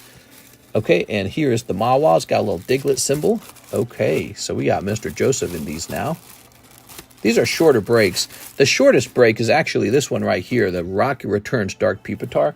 He's cool because he's a Rocket Returns card, and we are getting Rocket cards next year. And so all the Rocket slabs might be a good hold because it's for sure going to spark some nostalgia. It's going to spark some appreciation for these special Rocket sets. You'll have people looking into, okay, what are the old Rocket sets? You know, that kind of stuff. All right, maybe you should be a professor, dude. I don't think so, but you know, I can do a lot of talking right here on YouTube, so that's pretty enjoyable. But when we were younger, Karis and I would talk about wanting to teach. We were both interested in that kind of stuff. So, and my father was that's effectively what his job was teaching. So he had a big whiteboard. He had a classroom full of like 20 dudes, but they were all graduates from college. They were all engineering graduates, and he was teaching them electrical circuitry that was related to the, kind of like the machine panel computers that Alan Bradley had just sold to some manufacturing company. So the manufacturing company then hires Alan Bradley to teach its engineers how it works. So that's why my dad did a lot of traveling when I was younger, and I would get to go with them sometimes because he would go from company to company that's buying up these electronic panel boards and teach something called instrumentation, which, by the way, that's a good paying job too. Instrumentation. All right. Mister seems like he could do whatever he wants. Not anything. I couldn't be a basketball player. All right, guys. Well, I'm hopping off. It's 3:45. It is Tuesday night. Tomorrow will be Wednesday. We're going to have the Wednesday daytime stream. I hope I'll see you guys there. There might be something new. I don't know. I never know what's coming in the mail. I buy stuff and I forget that I bought it. Or it could just be more, Paradise Dragona and all the other stuff we have. But we have this new pack break now. This jungle pack could have a holographic Snorlax in it. And could also have a Pikachu common in it. And then we'll pick out a new vintage pack break. So we are just going along. We've got our slab breaks. When these slab breaks are over, we'll pick new slab breaks. And we'll continue to price up the slabs that we got and rotate through them and show off what we got. Oh, we might get a PSA return. That's what we might get. So, and anytime one of those shows up, I get more slabs too. Because we got one coming back for Mr. LaFlame. And we got one coming back for everyone else. So we have 2 PSA returns coming probably within a week. So within a week, we should see 2 PSA returns. That's the big news. Then after that, I would say Hello Kitty might be showing up in 2 weeks, as well as Marvel Volume 2. Oh, Marvel Tops should be showing up within a week, probably. Marvel Tops, very expensive. We might have to host breaks on Marvel Tops. All right, guys. Well, I had a fun night. I will see you guys tomorrow night. See you tomorrow lunchtime. See you later, everybody.